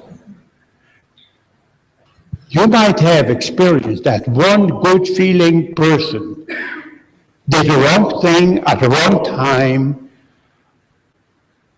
and is completely abandoned from Andrew's life. Yeah? In one of the DVD, I worked with a boy from Minnesota, London, and he was nicely developing for years, and then there was an OT with a dog called Ernie from one of your terrible shows, Ernie, and the child was with all his tubes in a wheelchair, and this person came with a squeaking damn thing, and you saw that the boy was completely petrified, and for 2 years, his progress stopped. And only per accident, reviewing all the tapes, we could find the reason. And even when, after 2 years, the mother would say the name of that OT person, he froze. One terrible accident, traumatic experience, can determine the rest of people's life. Think on child abuse. Think on child abuse. It is a way of child abusing, and telling you about our stress research has told me to be even more careful as I was. So I think that often when you go to hospitals and wherever people you meet, you would say, hands off from my son. And you don't know when this warning system fires up. And deep in the brain, that information is stored, and sometimes it generalizes to all sorts of people and situations, right? So be sensitive, be careful, and just one of our friends here told me about a child of hers with 2 weeks with all severe operation in the hospital. I thought, oh, what a trauma. The biggest trauma you have still, and there might be a medical reason to have splints. When I came to this country, children with self-abuse, they wear splints. Try to put it on yourself so you know that this leads to enormous frustration. In our country, it's already forbidden for 10, 15 years, that you, by law, but still people are so desperate. They're not that, in this case, for medical reasons, otherwise you would take the bandage away, etc. But I still see, not too long ago, and I think they hide away quite a few children and adults to who they strap, when they abuse themselves, without really searching for the cause, and the cause is traumatic experience. It brings to a complete different story. But that's what I do in my free time. I consult in places, also for the elderly, with self-abusing people. And it's always the trauma I'm looking for. And it can be granddad with sexual wrong intentions, sometimes a dog, sometimes a new partner in the house, who is not very sensitive, and it builds up a lot of negative feelings. Please prevent that. Please prevent, and I know now, although, hello, how are you, nicely, etc.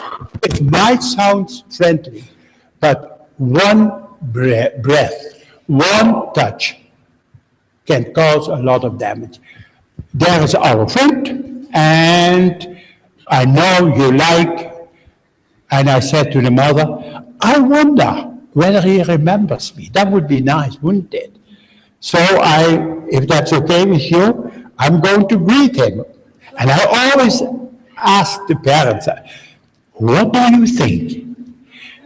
Will he remember? I think you will. Yeah, I agree with you. Give him time to adjust. Is this the nurse? Yes, Oh, that's our awesome angel. Yeah. Okay, so an angel is coming. So, Brian, where do you want? Is that the best place? I think so, if you don't mind. See, I didn't know, but this is a suggestion, and you are open, you should be flexible. And I'll just always start. And I watch how he looks. Oh, even more. That's more than I expected.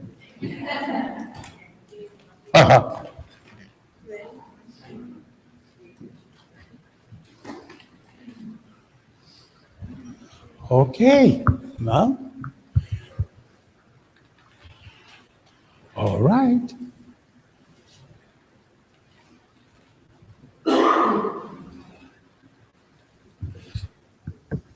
So, I do normally say, I always sit around with the parents.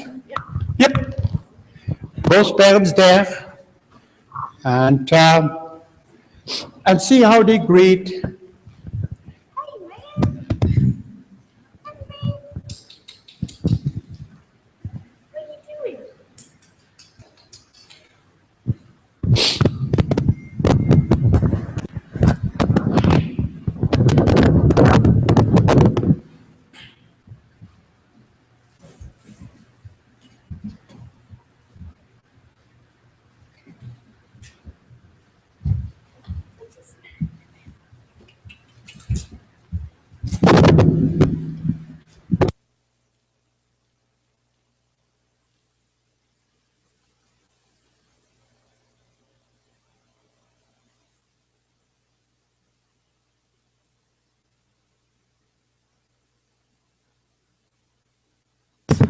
He's grinding his teeth a little bit. Excuse me? He's grinding his teeth. All right, I hear that. Yeah.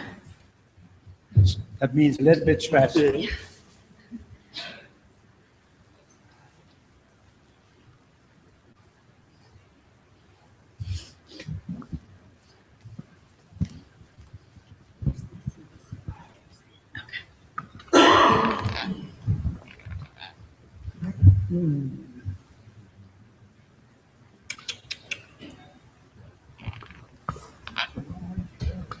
Did you miss me this morning?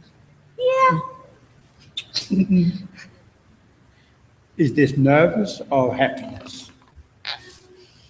Hi. Yeah. Yeah. I think he's. You watched me. I saw that. I know. You see.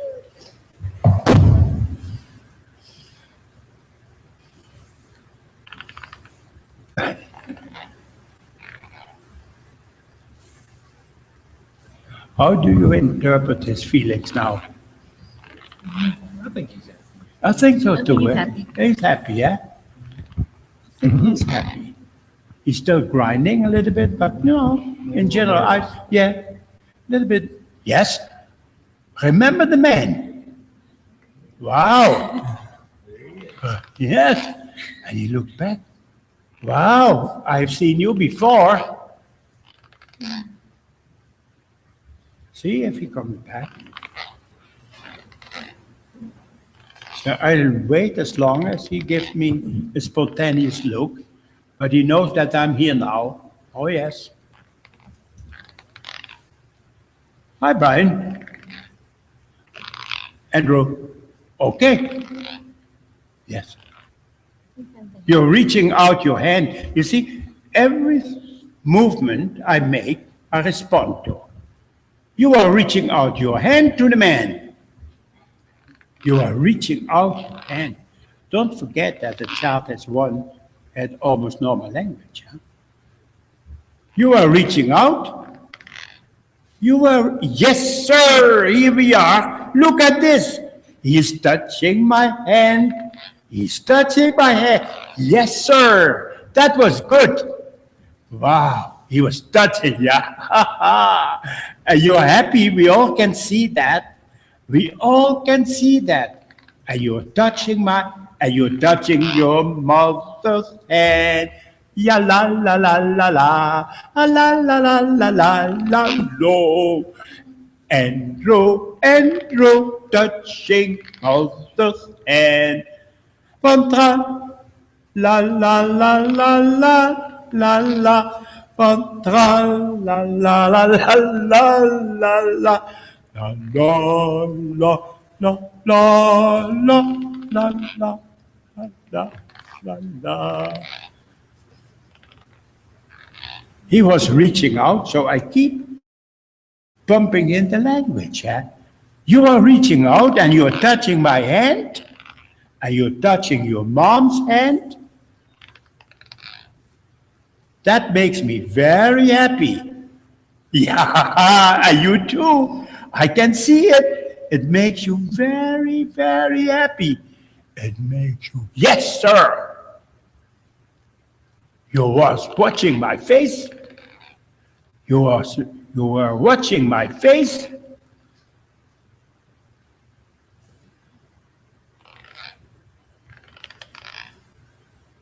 Okay.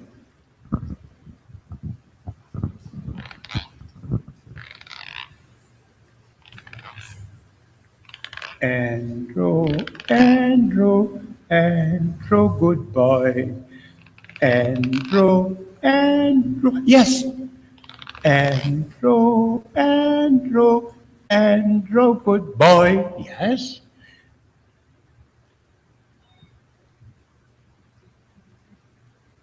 Your mom is here. Yes, that's your mom.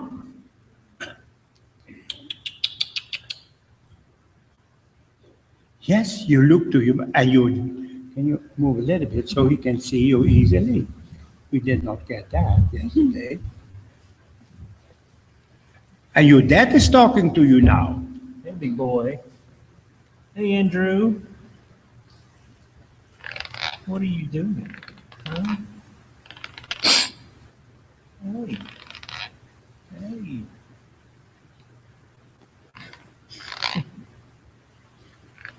Hey. Hey, what are you doing? Huh? Huh? Okay, your mom is here. Yes, and your dad is here. And the man is here, and you're holding his hand very firmly. Thank you. Holding, pressing my hand. Pressing, pressing, pressing my hand. From pressing my hand. From pressing my hand. Wow. You're holding my hand very nicely. Shall I sing again? You press my hand. From pressing, tra la la. Yes, from pressing, tra la la.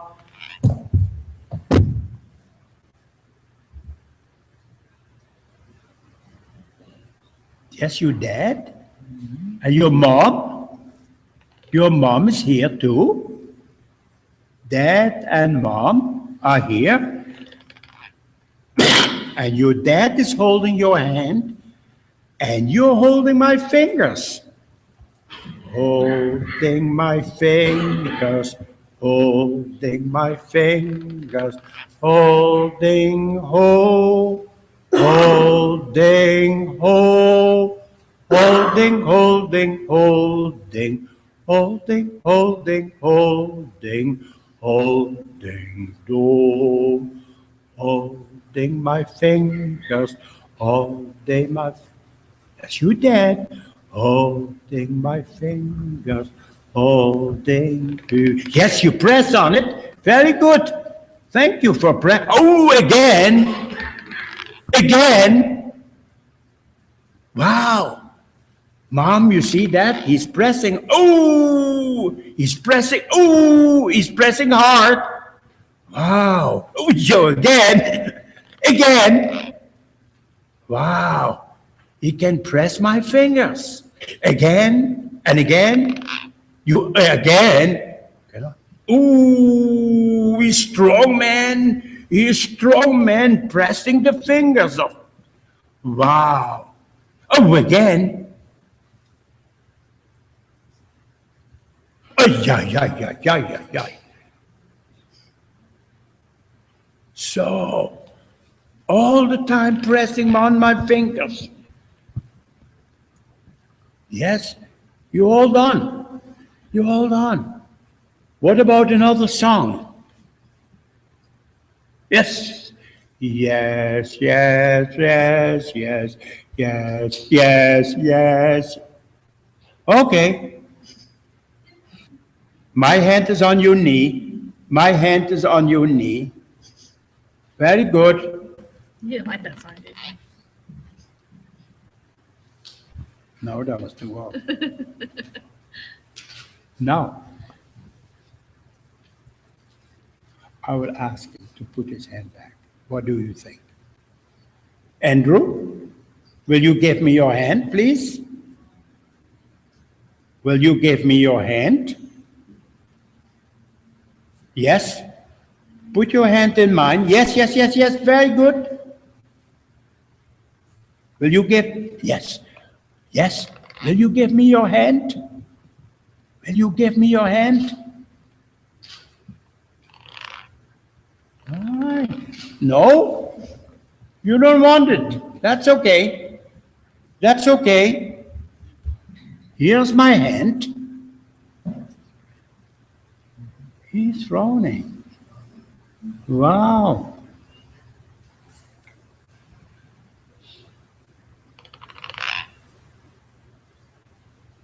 Did I do anything wrong? Andrew. Andrew. You want to touch my hand? Yes. Yes, here's the man again. Yes. Yes. Yes. Yes. Yeah. Wow. Remember me from yesterday. Remember me from yesterday. Ooh, ooh, ooh, ooh, ooh. Oh, yes. We're making contact now, eh? We are making contact now. You looked at me, and that made me very, very happy. Happy, happy, happy, happy, happy, happy, po, yeah. People, people, people, happy. Yeah. Wow, thank you. Happy people, happy people. Ooh, ooh, ooh. Ooh, ooh. Yeah, hello, little man. How are you today? Can we still elicit a laugh? Yes, it's a different situation, isn't it? Good morning. Good morning. Can we laugh together? Can we ha ha ha ha ha? Ha ha ha ha ha. Ha ha ha ha ha. Can you smile? Yes, I can smile. I can smile. I can smile. Yes, I can smile. Wow. You come close. You come close. Yes, you want to make contact. You come very close. We are good friends, aren't we? Yes. Yes. Andrew, you are so good. You are so good. You are my man. Wow. Yes, yes, yes, you are my man. See. Oh, wow. Wow. You are so great. You are so great, man. Wow. I like you so much. I like you so much. I like you so much. I like you. I like.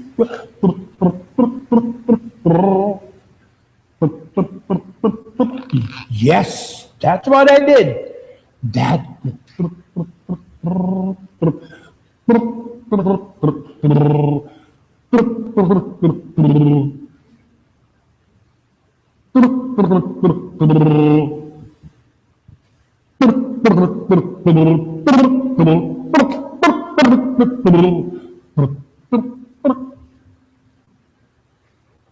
May I touch also you?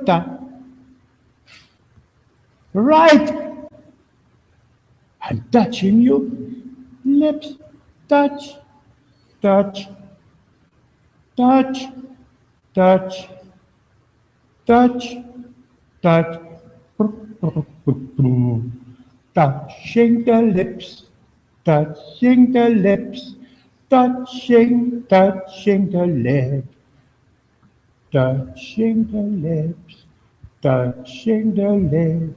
Touching the lips. That's good. I stop with it. That was very intense. And touching the nose. Touching the nose. Yes, you talk to me. Touching the nose. The nose or the lips?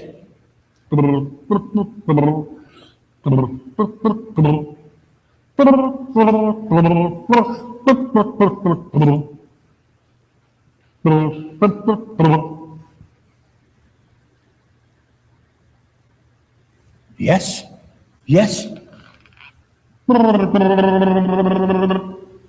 May I touch your lip?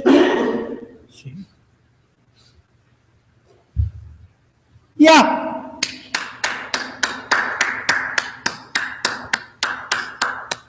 And now touch my lip. May I touch your lips too? Touching the lips.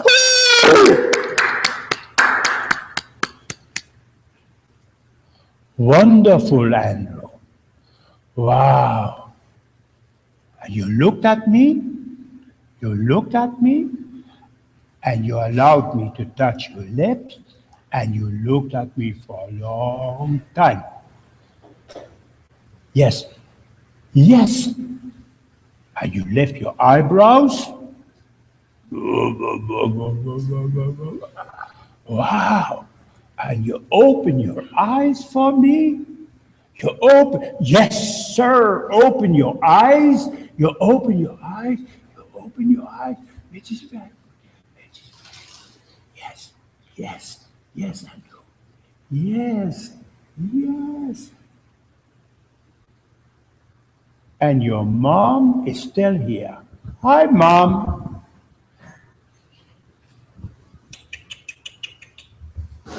And your dad is still here. Good boy.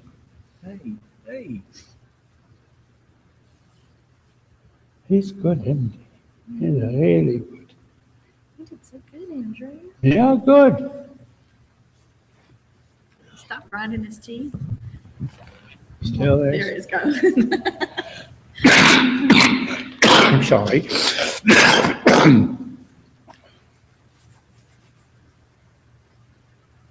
Yes, you look to my hand. May I have your hand once more? Yes. I'm happy too when you look to me. Hey. Yes. Yeah.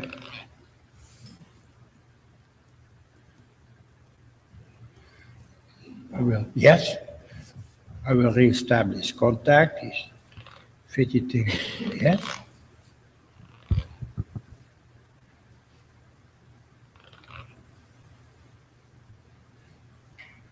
Will you hold my hand? Ah, look at this. Look at this. Look at this, ma'am. Going up and going down. Yes.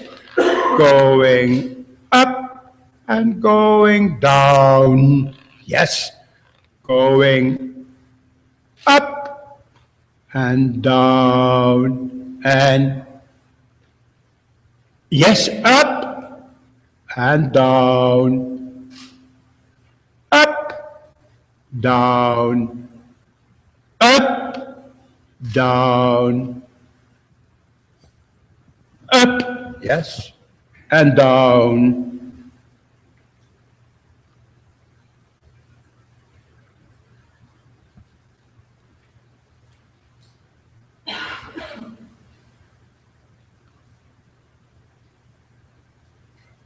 Up, down,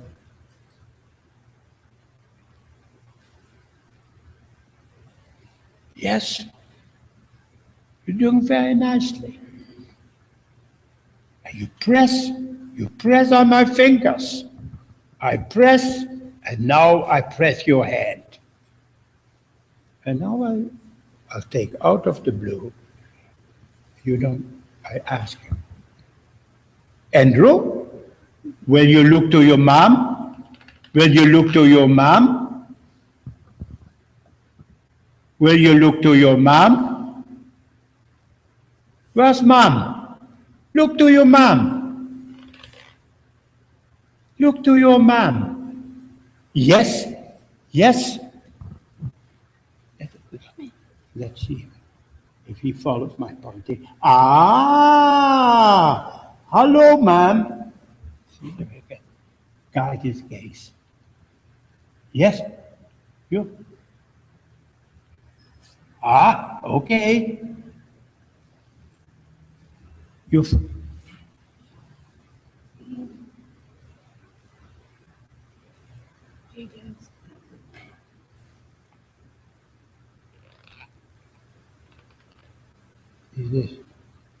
This would be nice way for the vision teacher to work on guided gaze, huh?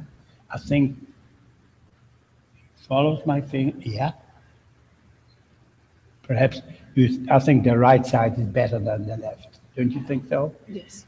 Yeah. So we could sit at this side. Yes. Yes. You follow my fingers. You follow my fingers. You follow my fingers. It's hard for that vision, but he does. Would you think it would be possible to, when you are close, to guide his gaze to you or to another person? That would be wonderful, wouldn't it?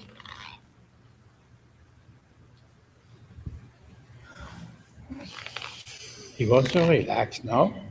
He wants to relax now. Yes, he wants to relax. He wants to relax.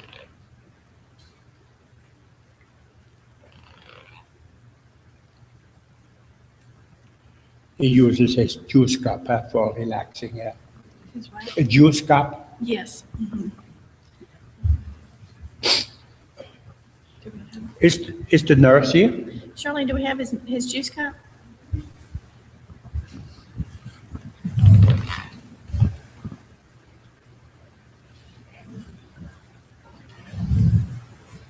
I heard wonderful things about you. Why don't you sit down for a minute and tell us a little bit what you think about your angel? He's very special. He's very, tell us what way you think he's special. He's one of a kind. He does hold my hands. He a holds lot. your hands. He does. And he knows who you are He does by my voice. and your voice. Yes. Because as you have heard, and you love with my voice, you also sing with them. No, I don't sing. I And he know. likes your voice, he likes you singing even more. Okay. How do you talk? You have to. Would you talk to him? I would like to hear your voice. Forget about this people. You know, I didn't say. They all love you and they're all in the field and they understand. But I want to see when Okay. you talk to him. Yeah.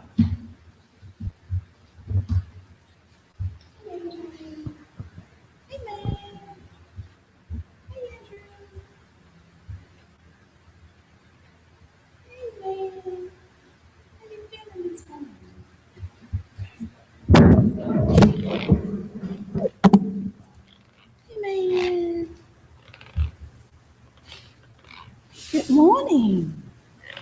Good morning, Andrew.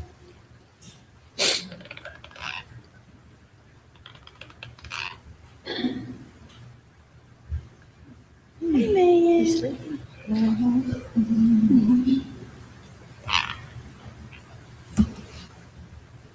Good morning. How's Andrew feeling this morning? How's Andrew feeling this morning, man? Hey, man.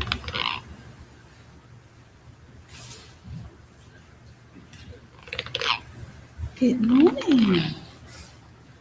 Good morning.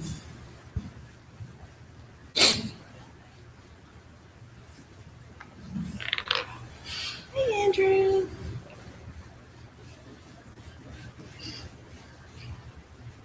How's Andrew feeling this morning? Hmm?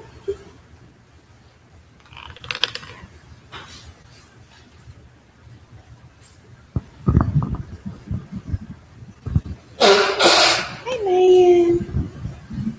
Hey, Andrew.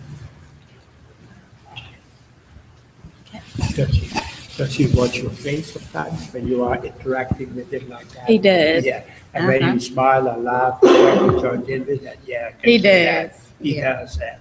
Mm-hmm. And, that's the way, like you're showing us now, you interact with him, talking gently and making movements. Is that your ritual, so to speak? It is. It is. Yes. Do you have other ways to come in contact with him?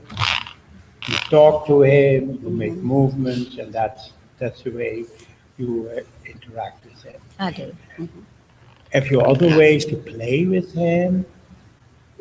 It's mostly person to person. Right. Okay. Yes. Okay. How long are you working with him? 12 hours, But I mean, how many years or months or going on 3 years. over 3 years? Yes. And I'm sorry to ask, but do you see that he loses gradually his skills? Or is he more or less at the same level? He's on the same level. All right, so that's very, you agree with that? Over the last, yes, Charlene's come on, yeah. Okay, okay, We, so, we increased, like we probably said before, about 6 months ago when we changed the seizure medication, we gained a whole lot of alertness yeah, and alertness, maybe. alertness and, Sorry. and communication and him being more active. That's your experience too, madam, that the change of medication makes a huge difference. Right. Right, right. What would you think as being the most important thing for him to do or to discuss? Because you know him also so good. I always want to talk to people who have more knowledge than myself. Charlie's not much of a talker though. No, but you're doing good. He's sitting here. You did not expect that, to get him on stage. Right. Yesterday we had Fox Television, but they are always. But the things you are doing with them are like this, just Right. baby type of things. Talking, moving, Right. smiling. Do you sometimes ask to do things? He does. He Yeah. does. And I was not surprised with his long, yesterday, long gaze, and he looks at you and etc. Do you consider that as an important thing? You feel then that he is with you, right? That he is a human being, that, okay. So, and that makes you happy too. Right. That makes you happy too, me too. You feel that you have met a person. Right. And you have brought a person.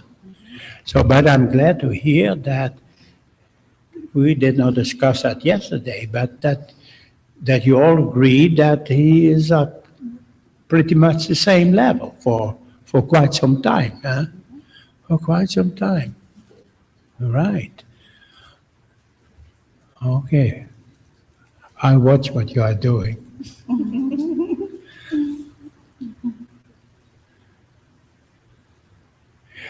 He was very consistent in squeezing my fingers when he wants to. Yeah, he's doing. He likes that sort of interaction, eh?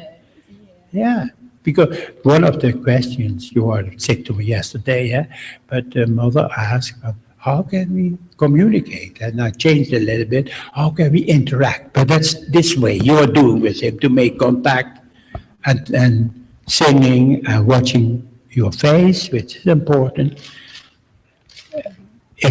Are you doing this or you're doing both? He's doing this, eh? He likes that, to behold. Doing it. So now he's pulling at you. Yeah. You find him most of the time a happy boy too? Yeah. Yes. Why is that? Why is he so happy, so content? He has a happy family. All right. He has a happy family. Or he has a happy nurse too. But you say the truth. Yes. You say the truth. Yes. Nothing else than the truth. Yes, you say a happy family involved. Why is he not stressed? He's not, a little bit, but he could bruising himself. Right. You're right. Why is he so relaxed? His atmosphere. atmosphere, always atmosphere. When you push him around, he will be stressed easily.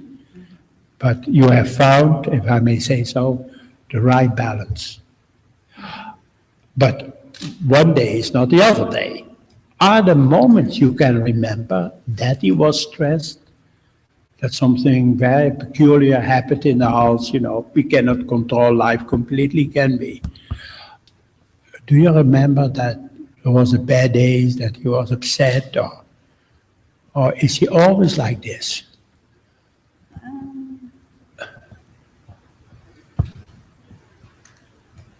Mostly. Mostly, yes. Yes. When he gets sick, he gets. When he's feeling uncomfortable, yeah, in his body, yeah. Hospital visits, he does not like that particularly, I think. No. How does he respond to a hospital visit? Typically, when he's in the hospital, he's pretty sick. Yes. Yeah, but Lethargic. Normally, when he's in the hospital, he's lethargic. You know, I mean, he's doesn't move much, doesn't do much. But you do not have, let's say, that when he's in the hospital, that afterwards he's less comfortable. yes, and we're packing up, ready to go home. Yeah. We finished treatment, at home. Yeah. Or you finish, you Yeah. make it as short as Correctly, possible. Okay. Madam, may I ask you a question? Do you have children of your own? Yes, I do. Okay, I thought I got that, but yeah, how old are they? How old are your children? 26, 24, 13, and 15. All right. Do you often think back how you treated them as a baby when you deal with them? Right. Right. So a lot of your motherly skills you're using with him. Yeah. All right. Okay.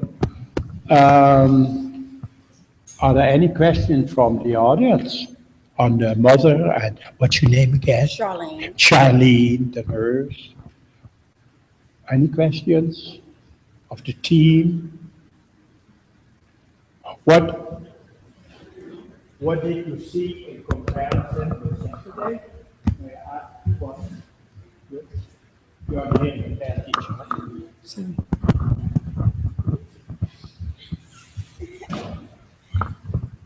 What I saw, Yeah. I loved your waiting. You could almost, I think, see him thinking. When you did something and then he checked with his parents and then looked back to see what you were doing. And then as you talked, he was engaged with you. And I was watching my watch and it was 30 minutes, which I think is a long time for a little guy to attend. I don't know what he was learning in that situation, but I think maybe the first thing we learn is getting the learner's attention. For 30 minutes, I thought that was great. The goal is, and I don't know, by really engaging in him, his attention, his brain is full empower. The thing is, like in Alzheimer's patients, when we do the adequate stimulation, can we keep the brain longer in shape? And that's why I ask, is he going down? It appears that through, I think, the ideal situation, comparing with other children of Sanfilippo syndrome, but I know there are individual differences, how the enzymes work and so forth. I think it is a realistic goal to continue the input as we are doing now. Don't go for high cognitive skills, but you see how much interaction, eye gaze, and enjoyment there is. Enjoyment there is. that would be, if you talk about IEP, I would write that down. To keep his condition constant by interacting, eye gazing, and in particularly, him giving the initiative. Because gradually, he was really pressing on my hand, clearly at the subconscious level, indicating, my boy, I like to be in command. I like you to do what I want. I am not at the mercy of you, you know. You are following me. So that might give a very important booster for the rewarding system. I am in control. That's very rewarding. That's why we want always to be the president of the United States, right? We want to be in control. What would you want to say, sir? You know, you had mentioned neuroscience earlier on, and as you were playing with him, I could almost see that little neural pathway getting stronger and stronger and stronger, that practice, that positive practice. I'm so glad to hear you talk about that in taking our practice to a more scientific level. And I was going to ask his parents about things that you notice that are other signs of engagement, that he wants more or he likes it, and signs that I've had enough, I want to stop. What do you notice that teachers could learn from?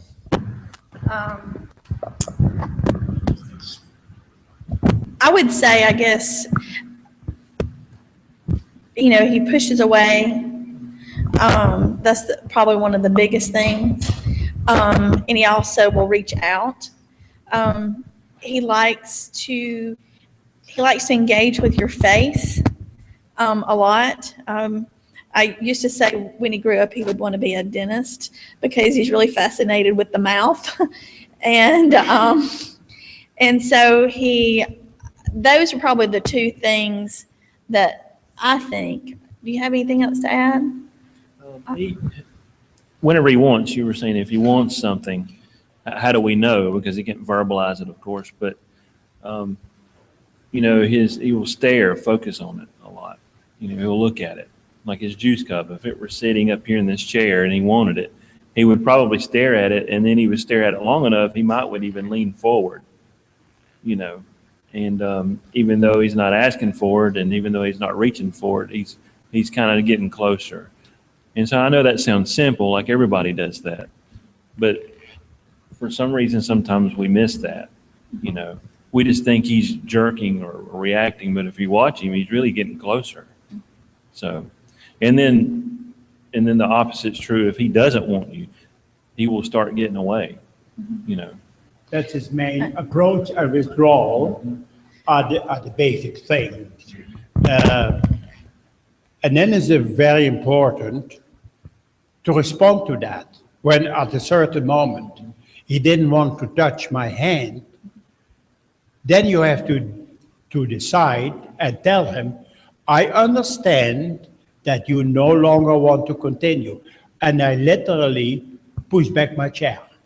So he knows that with his severe physical condition, that he still can be in command of the situation. In other words, that people listen to him. I think that's the essential thing. People listen to him. And you know how he indicates it. And by pulling back, by leaning back, and because that lip thing was very intensive and intruding very deep in his private space. But still he likes it. He still allowed it. To a certain moment, I could read his face, that's enough.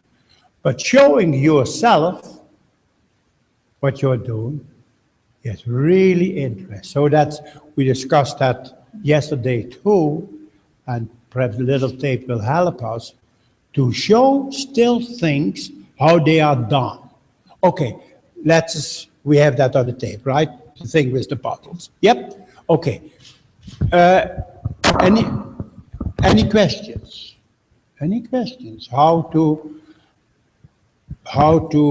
very carefully develop, and then, as this colleague says, when he responds, continue, and then it becomes stronger.